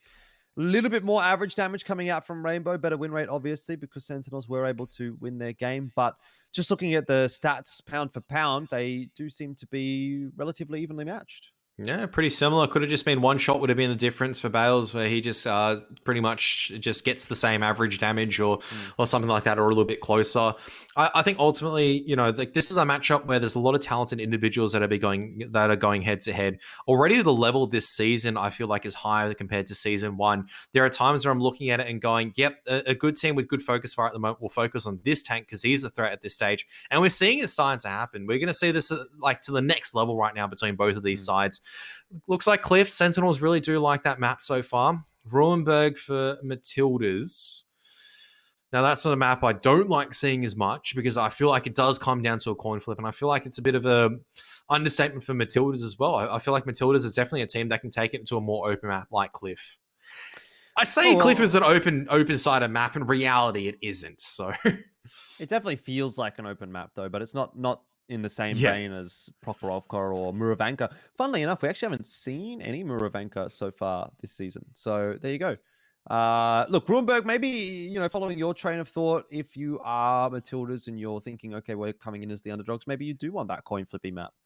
Yeah, I would agree with them there. So you back yourselves on a bit of a coin flip map. Maybe it's Geordie has a bit of a good read, or Saxon has a good read exactly what's going on in Ruenberg, and maybe they try to counter. They've seen something that they know they can actually beat Rainbow on. But similarly for Sentinels, this is a team with a lot of like calling experience in terms of Rainbow, even just like individual prowess as well in terms of the characters. That's why I'm saying this matchup is so interesting, because this is no longer the case of there's one or two good superstar players. You look at both rosters, and honestly, you're looking at 4 or 5 of them. You're going, yeah, they're pretty good players. I could make arguments for them. Theoretically, if we had an argument for like an all-star ANZ PL team for a 5-5 format, you could make justifications for a lot of the players of both of these rosters. Oh, definitely hard to make an argument against a lot of them. We do move on to Ruenberg, though, and maybe this will be an interesting one. Do we get a 2-2 out of this matchup, or is it going to be a victory for one side or the other? I would throw my lot in Sentinels, but like I've said, Matildas, I don't know. I think their performance last week wasn't necessarily their peak. I'm expecting to see more from them this season. They feel like a bit of a Adelaide Action X of season 1, if that makes sense. They've got a roster that looks really good, but it's a question of whether or not it all falls into place for them. They need to convert it for sure. Here we go. The opening engagement. Batchat's actually going to be taken all the way towards the K line over now. Bales, though, going to be sitting at the edge of the buildings, utilizing the bush. Artie Noob, of course, he's got the speed to get there in time, but he needs to be well supported. I feel like this does come down to a lot of the shots being made, and Whippet actually playing very, very far back at the moment, making sure he can't get overwhelmed on the one side of things. Well, that's a nice bit of early info. Rowendy's going to cop a fair chunk of damage here. Artie Noob firing through the bush, does still get lit, and might have stuck around a bit too long. Forced to use the repair kit. Should have just fired that one shot and backed off, but overcommits, and in the end, the trade was going to say actually a bit more favorable. I mean, it's probably an even trade now that I look at it. I was going to say, I don't think he was double bushed correctly in the right angle, so that's why he got lit up and punished. So you're going to be pretty happy. Yeah, sure, Rowendy's copped a few right now, but the Super Conks in a hold down position where you can overwatch a lot of these territories, you're going to be very happy with this. They're still keeping a bit of an eye right now. They know the Batchats were over there towards the K line, but there's not much you can really do, unfortunately, for Sentinels. You're going to have to rotate back around to see what opportunities you can find. Whippet, though, just making sure he's hold down towards B0. Still the potential of pushing back to the north side, and I do think Matildas understand this as well. That said, the Super Conks are super isolated, so you also want to be pretty careful. Obviously, they're pretty good DPM machines, but a couple of solid flanks from the CS, from the 277, the AMX, they would have the numbers advantage pretty quickly. Doesn't matter if you place a bit of cap pressure on. Yeah, big rotation coming through from Sentinels, and they are kind of leaving those Super Conquerors out high and dry. I'm interested to see what Sentinels have got up their sleeve here, because this is a unspotted rotation as well. They're going very safe all the way through the back streets of the city. And they might get all the way on top of Whippet without being lit. It is pretty hard to get on top of that position, though. I mean, the 277 still like providing a bit of fire support, but you can see Whippet's actually moving just at the worst time. It does look like Geordie and Whippet might be looking like they're trading positions, or if maybe Whippet's just getting into a bit of a hold down position. It does look like, yeah. So this is what I'm talking about, the 113. He does actually want to get maybe more of like a 45-degree angle. The Batchats, though, have taken control over here without getting spotted. The 277 has not, I think, from Wimmo. Well, so here you go. Just Rainbow. They've literally just sent Rainbow up no. here. Now he's lit Whippet. Rainbow, is he lit as well? Yeah, he is. Shots coming into... No shots into Rainbow just yet, so... Yeah. Well, as soon as he lights Whippet, he decides to slow things down. Has he overcommitted? Still lit, peeking up onto that bush. He needs to back out. Light Whippet. Well, Rainbow's a pretty smart player. Yeah. And this is the position. This is the position where your super conks are really effective, right? Because this is going to stop the rotations, and you need to actually start placing a bit of pressure. They're all rotating across the same angle over here, which means that the super conks are going to actually be farming an absolute storm. They're going to be trying to focus down this batch at the moment. Geordie going to be in the lead at the moment, but so far the 277 and 113 have not taken that much damage. 15 seconds left though on the cap. Yeah, Geordie should still be able to get a reset here if need be. The 277's actually come off of the cap. Rainbow should die 100% here every day of the week. It should be the opening kill for Matildas, and it is. but the response from Sentinels needs to be good. Cindy cops some damage in response to his push. And this is not looking too great for Sentinels, to be honest, Kev.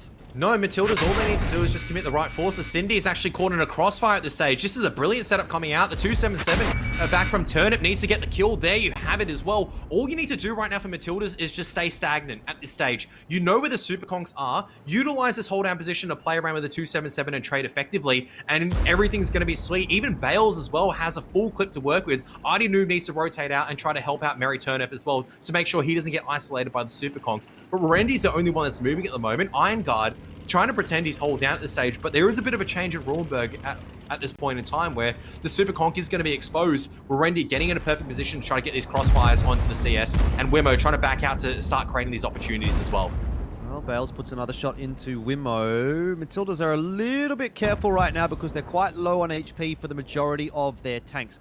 Merry is the only one that can tank quite a few shells without issue. So Bales decides it's time for a reload. And this is, honestly, this is fine at the moment. They know exactly where the Super Conks are. Like I said, you're not going to be too concerned for Turnip because you know Rerendi's going to be on 1300. Sure, the Super Conks got DPM. Merry Turnip's farming up an absolute storm. Honestly, this has been fantastic from Matildas. A couple of missed shots on the cross, and you can see exactly how hard Sentinels are punished for it. Ooh. Obviously, at that distance, it is down to a bit of RNG, and so far for RNG, Merry Turnip. My goodness, the rolls. Very good game so far from Merry. Another kill. 3k damage as well. Ticks over. And it'll be Bales who now looks to try and farm up a bit of damage. He's in that 50B. He's thinking, come on, man. I've got a full clip loaded. Let's just charge forward. If nothing else, he's going to get some info as to exactly where Iron Guard is. And there it is. Takes one He'll shot. still tank 2 shots, so he'll be okay to get at least 1 or 2 points of damage in here. Yeah, he's just going to wait for Geordie to come join the party, or Turnip as well. They're just going to make sure they've got enough numbers to surround this position and really make Iron Guard uncomfortable. And you can see it's just going to be actually Whippet and Geordie leading the charge first. All these tanks crowding in. The Super Conk does manage to get a shot in, but now it's just going to be that super pain train. There you have it. It's actually going to be Artie that picks up the kill. And Matilda's up to a 1-0 lead on the defense. Nice little start from them. And already the series is getting a little bit more alive. Yeah, a little bit interesting, isn't it, right? You know, we've talked about how strong Sentinels are, but I feel like there's something here to be said for Matildas. We didn't probably get their best performance last week. I wonder, you know, are they going to be a really top contender this season? The fact that they're able to take a game off of Sentinels so early on in the piece does give me a bit of hope. This comes down to a lot of mental games, right? Like normally I talk about how like this is very much like even looking at the damage, right? You know that Merry Turnip was just set up for success over there. He had an absolute field day there, just farmed all the crops, farmed all the damage, got the right shots at the right time. And you can just see as well, just a focus fire, just the way that kind of like Matilda's played. A lot of individuals understanding when not to overpeak, which corridors are actually safe from the Super Conquerors, which ones are actually dangerous. This is why this matchup's fantastic in my mind, is just the ability of these players are not, like when they know they need to actually make the pressure, when they don't need to make the pressure. I have to say, like, this matchup is even better because it does come down to a bit of like, a grudge map between the IGLs. I think Geordie as well as Rainbow. No love really lost, I think, between both of these parties over here. Definitely going to be reading in exactly what the opposing side are going to be doing and trying to get one step ahead. And it looks like Geordie so far just maybe taking the edge a little bit, playing a little bit static, didn't make a move. And I think that definitely caught Rainbow off guard. Well, to be honest, it was actually Geordie that did make that push. You know, when Rainbow was in the bat chat, pushed up quite far, Geordie was the one that decided, okay, we've got to go now. And he sort of leads that charge. It was a good, decisive move. Yeah. I think the difference here, I think, between Matildas actually winning the series and not is down to these pushes. Because, like, when Geordie commits, it will be a full commit, right? There's no such thing as like half committing or everything. I think the mistake here is making sure that it's the decisive game-winning play. And he wants to do it with the correct information instead of going on kind of like intuition. I think Rainbow needs to play on that a little bit more as well. It is a bit of an interesting lineup to take onto Rulenberg as well. Admittingly on the attack, 2 Super Conks. You know, that's not the most mobile lineup with 2 Super Conks. They don't have the best HP. They were very separated away from the fight as well during that entire duration. And they missed a couple of shots on the cross. Imagine if they got 2 more into Geordie, 2 more into maybe Whippet or something like that. The 113 and the 277 is a little bit less healthy. Then it could have been a lot more of a dangerous position. I think one of the issues there was obviously Rainbow just a little bit isolated in the end and was able to be chased down by the 277s. I wonder how different that could have been had Cindy been there as well in the second bat chat. Maybe wouldn't have been as easy of a push for Matildas, but these are wishful thinking kind of situations where it's easy for us to say, oh, what if this, what if that? Not what happened. Absolutely. Yeah, because like you got to look at it from Rainbow's perspective, right? They sold a very pretty convincing K-line take, and the Super Conks were still lit over mid. You'd be thinking everything in the world, yeah, sure, this has to be a 2 flag take. There is no way you leave Super Conks over here at mid and decide to take the 1 flag. But you can see Matildas, they're not really convinced at that stage. So that comes down to a bit of experience, understanding we don't need to make a move just yet. We can play passive with some pretty strong defensive positions. The 113 is not pushed up further in. He's pushed up into the city over there. He's dead. Whippet's just gone out of the battle, right? He actually plays a bit further back, hold down, where he runs the risk of not spotting the push. They go, that's fine. We can re-push in with numbers and actually take that afterwards. We've got fast tanks that can rotate, right? I don't think there was a Super Conk in their lineup. It was actually a 50B, 2 277s, a Bat Chat, and I think a CS63, was it? Or a 113 instead of the Bat Chat, sorry. That is a very mobile lineup. Bit of a change coming through for Matildas as well, Kev, here. Artie out, 2+2 in. Does that tell you anything about their intentions, knowing the kinds of tanks that 2+2 would like to play? 2+2 definitely kind of I would say excels at the heavies. The fact that they kind of picked him up makes me indicate maybe he's going into an E100 or something like that. He's not a player I'd put in a T57 or 50B. You've got Bales for that kind of thing. Even Artie as well is pretty solid at running those tanks. But in my mind, it's if I had a tank that was synonymous with 2+2, it'd be down to a 277 or an E100. The guy's fantastic at it. And like I said, I always talk the world about this guy because he was a fantastic teammate.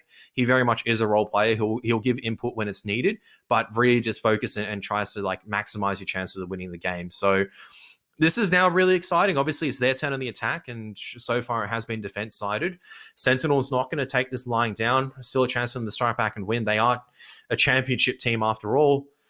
And this is why I said this was the matchup which was going to be most exciting for me because of that rivalry, of that potential of having a great series. But they also were a team that was quite prone to having draws in the regular season of ANZ PL Season 1. If you remember, it was actually only towards the end of the season where we started to go, all right, they actually look like they're probably the strongest team right now. A lot of weeks they had draws, which we were kind of just okay, well, they're decent, they're good.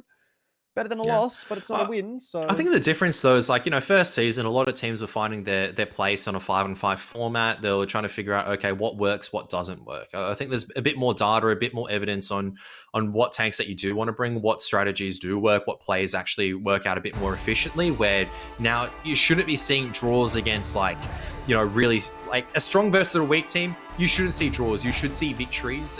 Otherwise a draw does feel a bit unsatisfying, I don't know. We might be leading to a draw for this series. I would say that both sides would have deserved it if that's the case. Could still be seeing a victory as well. Sentinels definitely a very strong Cliff team, but here we go. Matilda's going to be on the attack this time around, and we are going to see 2+2 in that 277. 277, exactly as you called. A couple of 113s, 50B, 277, and Bat Chat for Sentinels. So again, a little bit of a heavier lineup. Matildas, for their own right, have a bit more mobility with 2 medium tanks, 3 heavy tanks on their side of the field, and they're going to utilize that to quite quickly make a 1 flag cross. Whippet cops some damage. That's just the 1 shot. That's completely fine if you're a CS63 player. You're normally expecting to take a few. This is a shock and awe tactic. Oh, they have to commit. Sentinels have to commit their forces fast. 3 tanks on the cap. The 277s are going to be playing echelon off each other. The 103 is heading through the city. I don't know if they've got enough time to get there to get the shots in. Oh, they should just, actually. This could be a bad one for the fantasy points. You say they should just. There's 10 seconds left, Kev. How do they get there to get those resets? This is going to be, I'm not going to fault Wimmo, but he needs to land the heroic shot of his life. 1 second. 0. It's a cap victory just like that. Are you serious? Are you serious? That's all of my fantasy points. Please, Matildas, please, Sentinels. What's going on? 3 out of my 5 players are in this game. I need those games to be going all 7 minutes. Doesn't matter about the fantasy points. Forget about fantasy points. Matildas have guaranteed a draw at this stage. Yeah. You're guaranteeing it. It's I'm sorry to say this on broadcast. You're guaranteeing Geordie is actually having a party right now in general in the team channel. And Sentinels going to be like ice cold. Like there's going to be barely any chatter. They're just going to be wondering what the hell just happened. That's one of the fastest games you'll see. But the shock and awe tactic works. Wow. Yeah. That's all I'm going to say. 0 damage for 4 out of 5 players on the Sentinels side. What do you react to that? The 277's just getting capped and you're like, wait, they're 3 capping. Hang on a second. You're not allowed to do that. That's illegal. You're meant to shoot tanks in this game. And Matildas just went, quack, we're taking the objective. Well, at least 3 out of the 5 players for Matilda's got a bit of damage done. Look, I don't really know what to say about that. I feel a bit gypped because, we've just been talking for 5 minutes waiting for the next game. Camera comes back to us. There's literally nothing to say about that game either, by the way. I mean, we're not even going to get a replay package from that, apart from a few tanks driving onto the cap, I think that comes down to, that's... a lot of people will be looking at that and going, why didn't the 113s actually go through mid? And you have to understand, that's actually a death sentence as well. Like, if the 113s decide to go down the midway, 1 or 2 of them can get farmed up. The 277s then, because they're playing Echelon, they peek out, they get the trades and numbers. And from there, Matildas not only have the tanks advantage, but they can reset the scenario to play to what they need, right? And that's sometimes the advantage of not having some auto reloaders. They only had 1 bat chat, but that was a very fast mobile lineup, and maybe that's the key at this stage in Roenberg. 2-0 for Matildas. And I can't say they haven't earned it. It's 2 completely different strategies, right? Like, one very defensive-minded, only making a move when you need to. Not something we see very often on Roenberg. We normally see kind of like, all right, we're committing all our forces to one side, and we're playing accordingly from there, or like we're committing in. This time it's just, full send it. Let's do it. Let's just 3-cap it. Well, certainly was a bit unexpected for Sentinels, and they will have some thinking to do, won't they? Because they're down 0-2. Not a place that they would be used to being in. Do you remember if they lost a game in regular season? They didn't. Season 1? I think maybe they lost like the final game or something like that, or like No, it was like Bulldogs. I think they even drew or something like that. So it was like even at the end of it, I don't think they went completely undefeated the entire season. Didn't lose a game technically. Yeah, I'm pretty sure they did. I'll have a look back just to confirm. Draws are not a loss, so. Well, they're potentially facing a loss today, Kev. That's all I'm kind of getting at. All you kind of need is just one more at this point in time. I don't really know exactly. I mean, it's going to Cliff. They didn't lose. They had draws against Conquerors, Matildas, Bulldogs, Panthers. They had a lot of draws, but they didn't have any losses. Hashtag undefeated. We'll take those, right? But kind of even then, like looking previously, it was like always a 1-1 scenario, 2-1. They had their chance to fight back. Not saying they don't. This is like going to be a team that's going to fight back even harder on Cliff. But all you need to do right now for Geordie is, and for the boys obviously on the Melbourne Matildas, is all you need to do is have one good roll at the dice. And that's it. They'll have the last quack, going from kind of like the bottom feeder team, so to speak, being at like the bottom of the pond, into taking down like the reigning champions with some decisive moments.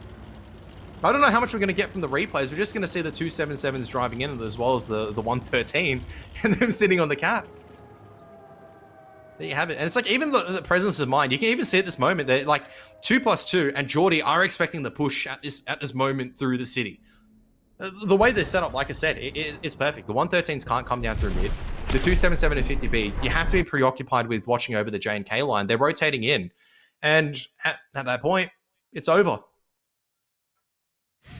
How many times this is the first time I've seen like a team actually just full on commit to a 3-cap just like that. It's been a while, but I mean, it's like, how often do you see teams do that on the attack? I'm pretty speechless. Speechless, Kev. Really not sure what to say about that one. I guess it is what it is. There has to be a bit of a mental reset now for Sentinels, because if that isn't a tilting round, I don't know what is. I think you just got to wave it off and go, well, we kind of just got outplayed there. I think this is the case of get outplayed a little bit. All right, onto Cliff. This is your home map. All right, how do we get the 100% out here at this point in time? Do we, change the team comp a little bit? Do we actually try to figure out what Geordie's doing? What do you go from there? So, yeah, I think a lot of people probably aren't happy about fantasy points. You're not the first one, I think.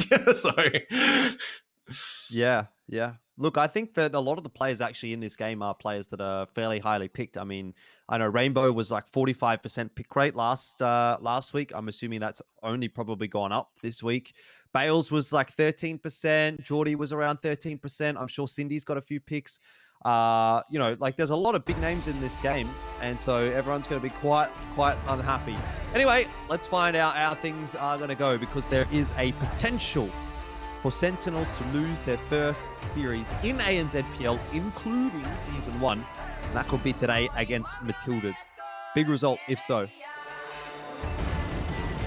Well, let's see. Starting on the defense, going to have a good opportunity, honestly, coming into this one. But 2 CS63s coming out from the Sentinels. They decided to go with a pretty mobile lineup. Going to be lacking maybe in HP in some of these players. It does come down to these Batchat duels between Geordie, Bales, Rainbow, Cindy. CS63 is actually committing straight onto the hill. It's going to be 2+2, going to be spotting this out. Big engagement to start things off potentially here. 2+2. Tagged up a lot, but he's, well, I was going to say relative safety now. Maybe not. Has to dive off the road, and he can't really contest. It's 2-on-1 up the top anyway, so all the best he can really do here is actually just play spotter. Not a good trade to start things off for Matlidas in that respect, but they do get a bit more damage back onto Doodle Tank. By the way, everyone in Twitch chat get hyped because Doodle Tank is in. Spam that copy pasta. We'll have to find, though, if he's going to be the savior at the moment or if he's going to be the absolute doomer. I did say earlier on, you know, if his banter game, even if his gameplay was like 1/16 or 1/32 as good as how much banter he talks in chat, then Sentinels would be the best team and he would be the best player inside Oceania. Well, we'll have to wait and see. So obviously CS is on hill at the moment, but the problem is that, yeah, you got CSs on hill. They will be spotted out, or if they commit too close, he'll be proxy spotted by 2+2, which is his only role at this point in time. Patchats are pretty safe as well, so yeah, this is a pretty interesting one. Tagged up quite heavily some of the Sentinels. I mean, Rainbow in the bat chat, you look at him and he's probably not feeling too crash hot. Matilda's quite happy, I'd say, at the moment, just to sit still and wait. They don't have any control of the 1-2 line, but how confident are you going to be feeling to make a push down there as Sentinels? It would potentially be the bat chats, and I mean, well, Rainbow's low on HP already as it is, so all you need to do as Geordie and Bales is just have a couple of better shots over here on the CSs. Like I said, you can't really commit onto 2+2 either, because he's being overwatched. These Batchats can just be playing hold down at this stage. You know, STB, Whippet's still suppressing the Batchats on the 277 as well. It's so hard to dig an STB out of this position. Now, Rainbow's starting to make a bit of a move over there towards the ring. But, like I said, still going to be so difficult to get effective fire in at the moment. Doodle Tank definitely going to give it a good crack, though, with the 277, as Merry Turnip is just keeping guard. It is actually going to be Rainbow making a bit of a progressive move over there at the 1 flag, and the fact that he's been spotted out a lot of the times, he may not know that the Batchat's actually making his way down there. well, there is that rotation from Rainbow. Yeah. So at least they do get control of that part of the map, and now Merry Turnip is going to be free farm. Rainbow, as of yet, not spotted. Yeah. So this is good news for Sentinels. So you really utilizing those view range, and Merry Turnip, well, does dodge one on a bit of a janky fall down, but this is really good. And this is where you need to see Geordie as well as Bales make this move with the Batchat. They understand one of the Batchats is out of the fight at the moment. Merry Turnip just needs to go hold down pretty much over at B3, or a pretty strong position. Can't really be going back at this stage. And you need to take the initiative as you've got the overmatch right now as the tanks are on the hill. You can see this at the moment. Bales and Geordie, where are they going to go? Looks like the focus fire is going to be on Cindy. Is it, or is it going to be on the Doodle Tank? Bales knows that he can kill Doodle Tank. Geordie knows that he can kill Cindy. They don't even need to focus down one tank, Kev. They can get both. Yeah, and this is just a worthwhile trade for Matlidas. But here's the thing, the CSs can now dump off the hill, right? So it's very important right now that the CSs get back in the battle alongside with Rainbow. So Geordie as well as Bales need to get out of there. They're making the correct move, actually. They're going the long way around. It's very hard to dump off into a bit of an attacking position. This is really interesting right now. 3-on-3, but the HP favoring so much for the Sentinels, and Bales is going to get completely clipped out. And this is where the power of the CS63 comes into play, in all honesty. This should be GG. All honesty, for Sentinels, 2.5 minutes, but plenty of time to find their targets. Yeah, Whippet, unfortunately, not going to be able to do it himself. And I think Mary is finding it difficult to even get back into the fight. Didn't even need to dump both of the CS63s off the top, just one. And so for Whippet, with a damaged ammo rack, there isn't that much hope. Looks like Mary Turnip has finally managed to make it up the hill. Yeah. But how much can he really do is a real question, obviously. 2 minutes, like I said, does look a little bit dire, but plenty of time for the Sentinels to work with. It's going to be pretty hard for them to butcher this up. Batchat's relatively healthy. You know, they know where Mary Turnip's going to be. Wimmo takes a shot. Rendy's going to be rotating around and taking that one-on-one with Whippet. And Mary Turnip's just going to get absolutely farmed out over here. Just going to be softened up by Wimmo a little bit more before Rainbow decides to get the killing blow. There you have it. Sentinels will punch back on the attack. Rainbow does indeed get the killing blow. Whippet fires another shot back into Roendi, but is not long for this world. We'll get the final killing blow. Wimmo wants the Goomba Storm. Would have probably gotten it there as well, to be fair. Yeah, lost pretty much all his modules and a lot of HP, but there you have it, Sentinels. Very, very close game, but good reactions from both sides. Jordy and Bell's understanding they need to make the play, but really good focus fire as well. The counterplay working out perfectly from Sentinels as well. Quite interested to see what the damage stats are going to actually look like out of this game, Kev, because there was a few moments where that sort of felt like it could flip back on its head, but Rainbow getting that full clip pretty much into the back of Mary Turnip makes it look so much of a different story than what it ended up being. And that's what I mean. It's like these Batchats, if they're allowed to get a full clip off and kind of come back into a position and kind of make a different play again, then obviously it's going to be a bit of a difference. And it's just, once again, down to the fact that Sentinels realize what they need to do with the CS63s as well. Once the Batchats do clip out at that point in time, well, there's not much they can really do as long as the focus fire is there from Wimmo as well as from Orendi. Then the Batchats can't really come off clip for Bales and Geordie. And from pretty much that point onwards, it was obviously going to be very difficult. Mary Turnip not having the best game in the 5A. He really wasn't in the position to support. And maybe that's the case for Sentinels, thinking about where they actually need to be putting this 5A next time. Maybe a little bit more further back at base. I mean, for 2+2, I would have looked at that and gone, well, 2 CS63s, you know, there's not much he could really do at that point. Definitely tried his best, but he was always going to be bled out a lot more. And he could never take that 1 and 2. Decent individual performance from Whippet and from Bales. Better from Rainbow, though. 4.1k damage, which is fantastic. You know, definitely did the bulk of the lifting on Cliff, which is exactly what you need, taking about 40 to 45% of the damage for yourself. Does make up for what happened last round for my fantasy team, I'll say that much. Yeah, might make up for a lot of people's. But, I mean, for me, it comes down to a couple of decisive plays. I think it comes down to, obviously, Rainbow making that move. And over at mid, where it's a case of, once the Batchats decide to take the low ground instead and take down Doodle Tank, right? They focus their efforts in cleaning up the tanks, so they make it a little bit quicker. You can see, though, Bales is going to sustain a lot of damage right now. Whippet and Geordie sustain a lot of damage on that cross. Would have been better isolating the targets, getting back to safety. You're on defense at that stage. I think 2+2 actually fell off. It just said he died, so he might have fallen off the cliff trying to get into action, or might have been pushed off as well. Mary Turnip, unfortunately, not able to get too much done in this game. Sometimes that's just the way it is. I mean, Sentinels, it's a good response, isn't it, Kev? It does make you feel a bit more confident about them bringing this one back to a draw. It looked so dire for them, those first 2 games on Ruinberg, all the way of Matildas, but at least this one shows some fight from Sentinels, and all of a sudden you do wonder, okay, can Matildas actually make this happen? Or is that 2-2? Is it a curse really at this point for Sentinels, or is it a blessing? I'm not sure. But is that going to come into effect once again? Oh, we're going to have to find out, right? I mean, on the attack, let's see if Geordie's got something very decisive and a bit different, or if it's going to come down to a brawl, right? I think it's like these battles so far have very much been the ones for Ruinberg where I'll start that again. If Geordie can get the numbers in the right position, it's going to be their victory, right? Because the way that kind of like how both teams play is they do split up a bit more default heavy. They do take 2 tanks over here, 3 tanks over here, or kind of split like that. If they're able to read the scenario correctly and actually have that overmatch, like we saw in Ruinberg, where Rainbow is isolated 2-on-1, 3-on-1, they're able to isolate these fights or maybe catch enemies off catch the Sentinels off by surprise. They've definitely got a good chance. But I would say on a 5-on-5 brawl, I'd still favor the Sentinels slightly, right? Okay, yeah, probably. But it's not always the case that the game ends up on a 5-on-5 brawl. No, although Cliff, absolutely not. I suppose, has a proclivity to sort of trend towards that style of gameplay.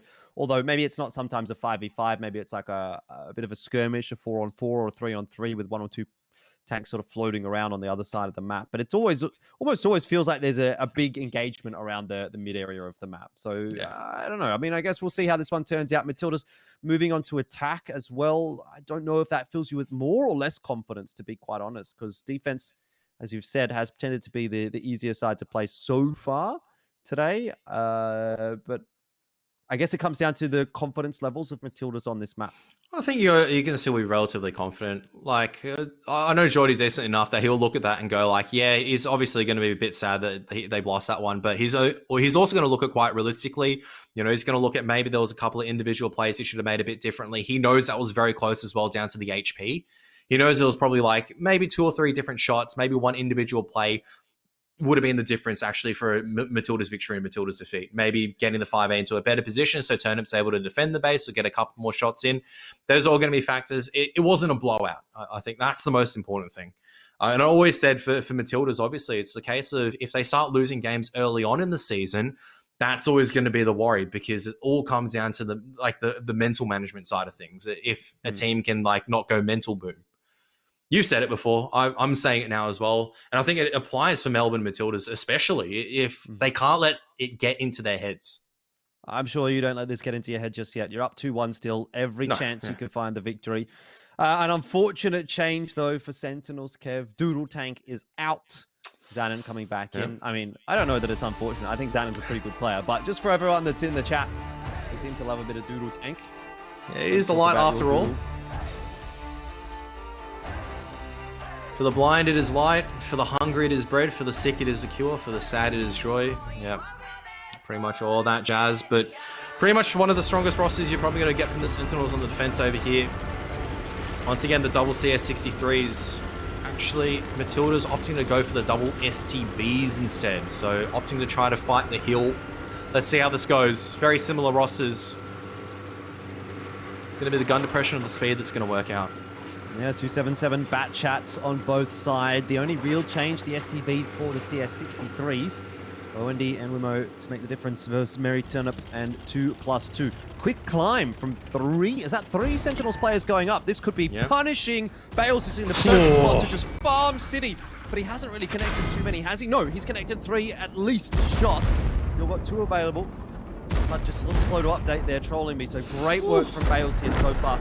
4 out of 5, and immediately Sentinels, they lose Cindy off the bat. That is bad news, and we are looking now at Matilda's to potentially pick up this victory. There's everything here for them to take this win. Yeah, some good shots coming out from Rainbow, though. He's going to be spotted out that position. It's still pretty hard to dig him out, and the CS63s do have control of the hill. I think that's very important to note. But what are these STBs going to do? They're all gathered up together. Batchat's going to be off reload. What's the move going to be from the Matildas? I don't mind a 2-flag play at the moment. You've identified the Batchat's actually over at D4. You know both CSs are in hill. You can dive underneath and actually take the 2 side quite convincingly, and I wouldn't be surprised to see that actually happen, but well, I guess we'll wait and see. Plenty of time to work with. One of the dangers in terms of the Batchat's taken out, HP. Just barely in the favor of Matildas. And I say barely because all it takes is a bit of good focus fire, one of the tanks out of position, and there you have it. Sentinels back into the fray.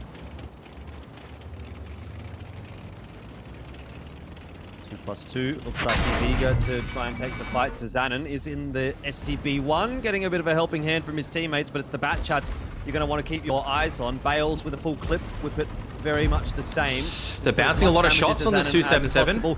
Bales does get focused down. Good work from Wamo and Roendi. So it's still 4v3, 1-for-1 trade, but that wasn't actually as favorable as it probably should have been for Matildas. They're going to lose Whippet as well. No, tell me that they're not throwing this away. Look, Geordie still has a lot of HP at the moment, and they're getting some good shots into Roendi at this point in time. They know Rainbow's on clip, so they're going to have to do a lot of work at this stage to get into the right positions to actually dig one of these tanks out. So you can see STB is trying to relocate to the right position. Geordie's actually going to be making this hill climb as well. He's definitely going to be very confident trying to take some of these fights, but Rainbow's going to be off cliff. He's going to be the difference maker once again. Well, Geordie's making a safe climb. Once he gets around this corner, he's going to be okay. It's Mary Turnip and 2+2 that will need to be worried. Rainbow has surely got shots under 2+2. He does. That fat chat starting to clip out. You can see 2+2 might cop one more before he gets to safety, but he's run straight into another tank. I mean, it's all so unfortunate here for Matlidas. Geordie too slow. He's got the HP, as you say, Kev, but is he in the playmaking tank? Yeah, I mean, he should be, but the CSs, they're rushing the SDB at the moment. Geordie, just a little bit too late at this stage. Mary Turnip going to be having a bit of a dance at the moment. Geordie hoping that his roll's going to be good. And he's going to miss the shot. Unfortunately, it takes a little bit too long. Going to try and get ahead, try to block Randy off. Randy misses the shot as well. Geordie going to be flinging his body down. And surely should be able to land the shot. No, it goes into the gun. Geordie is going to take a single shot. It's up to Whippet just to stay alive at the moment. Geordie should be able to get this kill eventually. Oh, another bounce shot! Randy, what is he doing at the moment? He's just built different at this stage. A lot of HP. Yeah, a lot of HP going in the favor of Randy at the moment. Geordie, another one at this stage. Another one into the gun. Where's Mary Turnip? Not Whippet, sorry. It shouldn't be up to Mary Turnip. It should not be up to Mary Turnip, Kev. That is unreasonable. What have I just watched? Well, what do you do now? Yeah. How did he survive for so long? But what do you do now is a very good question. You have to put 2 on that 2 flag. They're going to head over to cap, but here's the problem. They're both in a clippable range. Here's the difference, right? Geordie, if he's really healthy, you know, he's got 2,000 HP after that engagement, he can be relatively confident on taking that fight against Rainbow, staying alive, and pretty much making sure Rainbow can't win it. But now Rainbow's got plenty of time to work with. Oh, it's looking like we might be heading to another draw. A couple of misplays coming up from Matlidas. Rainbow's going to come from the right angle at the right time. Here we go. Rainbow looking good. This could be a huge clutch. 3.1k damage already coming through for him. Not spotted. He's seen them. The Batchat outspots both tanks. Geordie is a one-shot now. Rainbow's going to do it. Sentinels, once again, somehow they managed to find a draw from the jaws of defeat. That is unreal. I mean, look, you give credit to Rainbow in the 2v1, but Roendi, how the hell does he manage to survive that long? That was that 3 shots in a row into the gun, then 1 bouncing off the turret of the CS-63. I don't know what I've just seen now, but I think honestly, unreal. That's also down to prowess of Roendi, right? Because he's actually getting his gun into an angle to actually deliberately block that. Obviously, it looks like we're looking at that third person going, how is he not penning the shot? But Roendi, you have to understand, he's like flinging it at the moment. He's flinging it left, flinging it right, trying to block that 277 shot from going across. Yeah, not something you see, obviously, every single day at the end of the week. But you know what? Credit to Roendi for making that play. And you have to say, I would say, honestly, the maneuver that kind of cost them the game a little bit there was actually 2+2 taking a bit of a different route.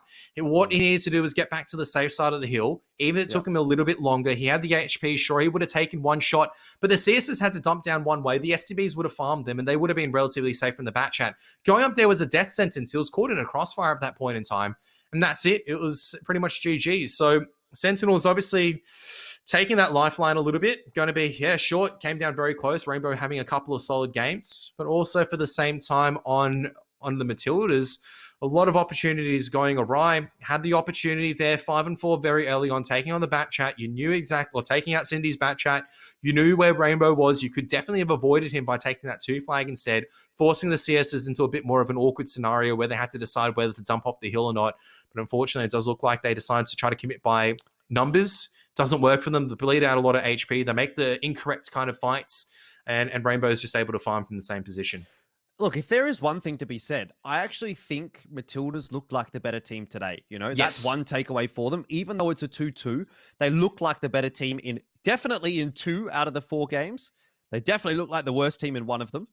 But even in that final game, I mean, you make the argument probably that Matlidas should have won that round. So I think there's something to take from that. You don't get the points on the board, but it's a statement, at least, particularly in comparison to what we saw last week, right? Where Matlidas even struggled to keep it to a draw against Conquerors.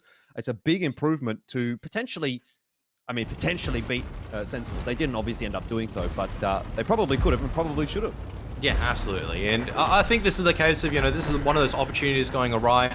Look, for Matlidas, I would say it's just kind of like a rebuild kind of thing at this point in time. Like, this was the fight that went really, like, okay, they bounced a lot of shots in Xanon, that's fine. 277 does trollish armor. And this is the play that I meant. 2+2 going on the other side. He's going to get completely farmed out by Rainbow. The CSs then have an overmatch onto Merry Turnip. That's not up to Geordie to come on the other side. He's done the right thing. And whether or not it was miscommunication or a bit of individual play or if it was a call, I'm not too certain. You know, you can't fault this, and I think it's like if we had a replay of this scenario where you're looking at probably the first-person view, that's a bit unfortunate. It goes straight into the gun there. But from this point, you can see is Romendu's deliberately trying to block the gun at this point in time. And yeah, this to me, it's like, I don't know, like even if, say, for example, Geordie takes this fight, right? Like wins at this point, what do you do from here? It's still 2-on-1. Rainbow still has the potential of clipping you out and kind of playing the time in his favor, obviously. So I don't know. No, I don't necessarily disagree. I mean, it's still definitely a winnable 2v1 to me, Rainbow. I don't think Geordie, like, missing those shots is a game-losing play. Don't get me wrong, right? I think, arguably, what was more of a game-losing play was the fact they couldn't clean up Xanon fast enough so they could get away from the bat chat that Rainbow was farming them. And also the fact that they maybe didn't explore some of the other options. One was if they decided to fall back a little bit. They had 5 minutes at that stage. They could have pretended to go back to the 2-flag, reset the situation, try to dive underneath, allow the CSs to get into an uncomfortable position before they move forward. So maybe a bit over enthusiastic on that call in terms of the advantage. Maybe some of the individuals not working out as well. But look, at the end of the day, 2-2 against one of the strongest teams inside ANZPL. You've got to be pretty happy with that realistically. You haven't lost. You've secured a 1 point, which may come very important when it comes towards finals. Mm-hmm. Yeah, definitely. I think Matlidas is better than last season. Yeah. And Matlidas, to be honest, was a team that was quite close, to having some of these kinds of results last season. They didn't really have, a lot of great stuff going on for them. But hey, it's definitely better than last season. And hopefully with these new additions, they're going to be able to turn their fortunes around. And I still think they look like a playoffs contention team, even though it's 2 draws so far. It's like I said, it all comes down to here. It just comes down to the mental part at this stage. They can't let this game affect them where they go, damn it, we should have gotten a 3-1 over here and things break apart, right? They have to go, all right, this obviously is not good. We were in a winnable position. We lost. How do we lose and how do we make sure we don't lose? We don't scream at individuals and go, well, we're not playing with you ever again. We go, yeah, that was not the correct call, the correct play. What are we going to do different next week to make sure that we make it a 3-1, we make it a 4-0, and we come into the finals and really make a serious push, right? I think that's what they should be looking for. And that's what I'm hoping as well between both these sides. Obviously, Sentinels kind of showing that caliber as well, digging deep and making that comeback happen. And you have to say Rainbow, once again, leading from the front. Yeah, leading from the front for my fantasy team as well. Probably the best performer for me this week. Look, one thing we do need to sort of touch on before we go to end the show, obviously, will be the standings. We'll get there when that's ready. I think there's going to be not a whole lot of change. We see the Action X guys actually at the top probably still, which is, a little bit surprising, I would say, given the fact that I didn't necessarily see that from them last season. Sentinels this time, I guess, do get the draw, so they might drop down. Maybe is it Action X completely uncontested? Either way, first we'll just check out the results from today. And they're completely uncontested. Between the South Sydney Skorpions and Brisbane Bulldogs, we had the victory for Action X over Conquerors. Another draw. It's ANZPL. Let's 2-2 this week, with the exception of really Action X. Panthers and Archers drew. Matlidas and Sentinels just drew as well, as we saw. But some pretty entertaining games today. Yeah, absolutely. Definitely kept us at the, at the edge of our seat, so to speak. And yeah, I mean, I would say that this is also reflecting that between a lot of these teams, everything is quite close in these 5-5 formats. The right coin flip, the right play, or maybe it comes down to some of the individuals as well. You can actually manage to secure draws pretty easily. So definitely looking pretty good, though, for the longevity of the scene, because all the teams definitely want to try to make it to the top. And you're correct, it is going to be Adelaide Action X on top with 2 victories so far. Though I think we have pointed out it has been against probably 2 of the weaker teams so far. Yeah, I mean, there is that caveat. Sydney Sentinels looking pretty good. Archers, Matlidas, and Skorpions perhaps will be the teams to battle for the 3rd and 4th slots. Maybe if Bulldogs can kick themselves into gear. Haven't really seen much from Conquerors and Panthers to imagine that they'll be able to make that deep run. But it is definitely a different kind of a feel this season than what we got from last season. The big change-ups, the big shake-ups, obviously Action X at the top, Bulldogs down there in 6th at the moment, and Matlidas looking like a pretty hot prospect as well. So, I mean, a little bit going on, bit of moving and shaking. Yeah, absolutely. So, I mean, here's hoping there's going to be more movement and shaking coming towards next week. I mean, Matlidas versus Skorpions, once again, one of those rivalries. I mean, you can probably talk more about this rivalry, can't you, Jordan? So, between JT as well as Geordie a little bit. I mean, looking at the rest of it, though, Conquerors versus Sentinels looks like a bit of a mismatch. Adelaide Action X, are they going to continue their winning form, or can Auckland Archers find some of that New Zealand magic once again? And Panthers versus Bulldogs. That one's going to also be quite interesting. Bulldogs on a bit of a slump. Panthers looking like they're on a bit of an up. I do like that first matchup, though. That'll be a bit of a tell-all matchup for Matildas and for Scorpions, because those teams are probably the ones, as I've said, fighting for a playoff spot in the top four.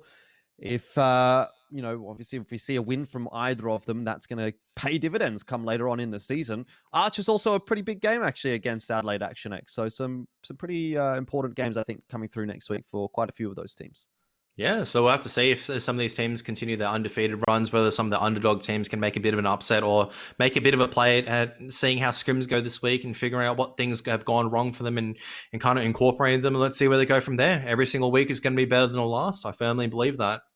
Yeah, it seems to be heading in that direction as well. The skill level is feeling like it's going up. I think what's good as well is you're getting some players that are very experienced kind of starting to return back into the season and have a crack as well. So that's adding a bit more flavor, I would say.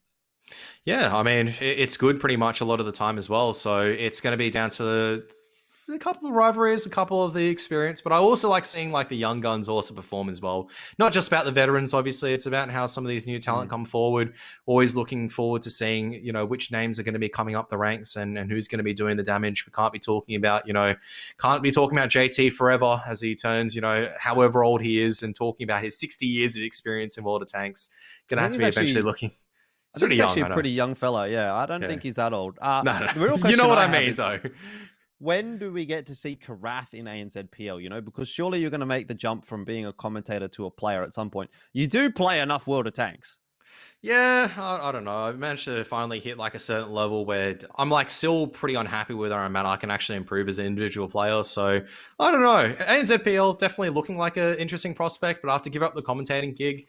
I don't know. I have to let the fans in the crowd decide. Do they want me to shut up and do you want them to see me in the server, or do they never want to see my gameplay where I might make some questionable decisions, and just go, yeah, look, that one didn't work out. It was a bit of a 50-50 play.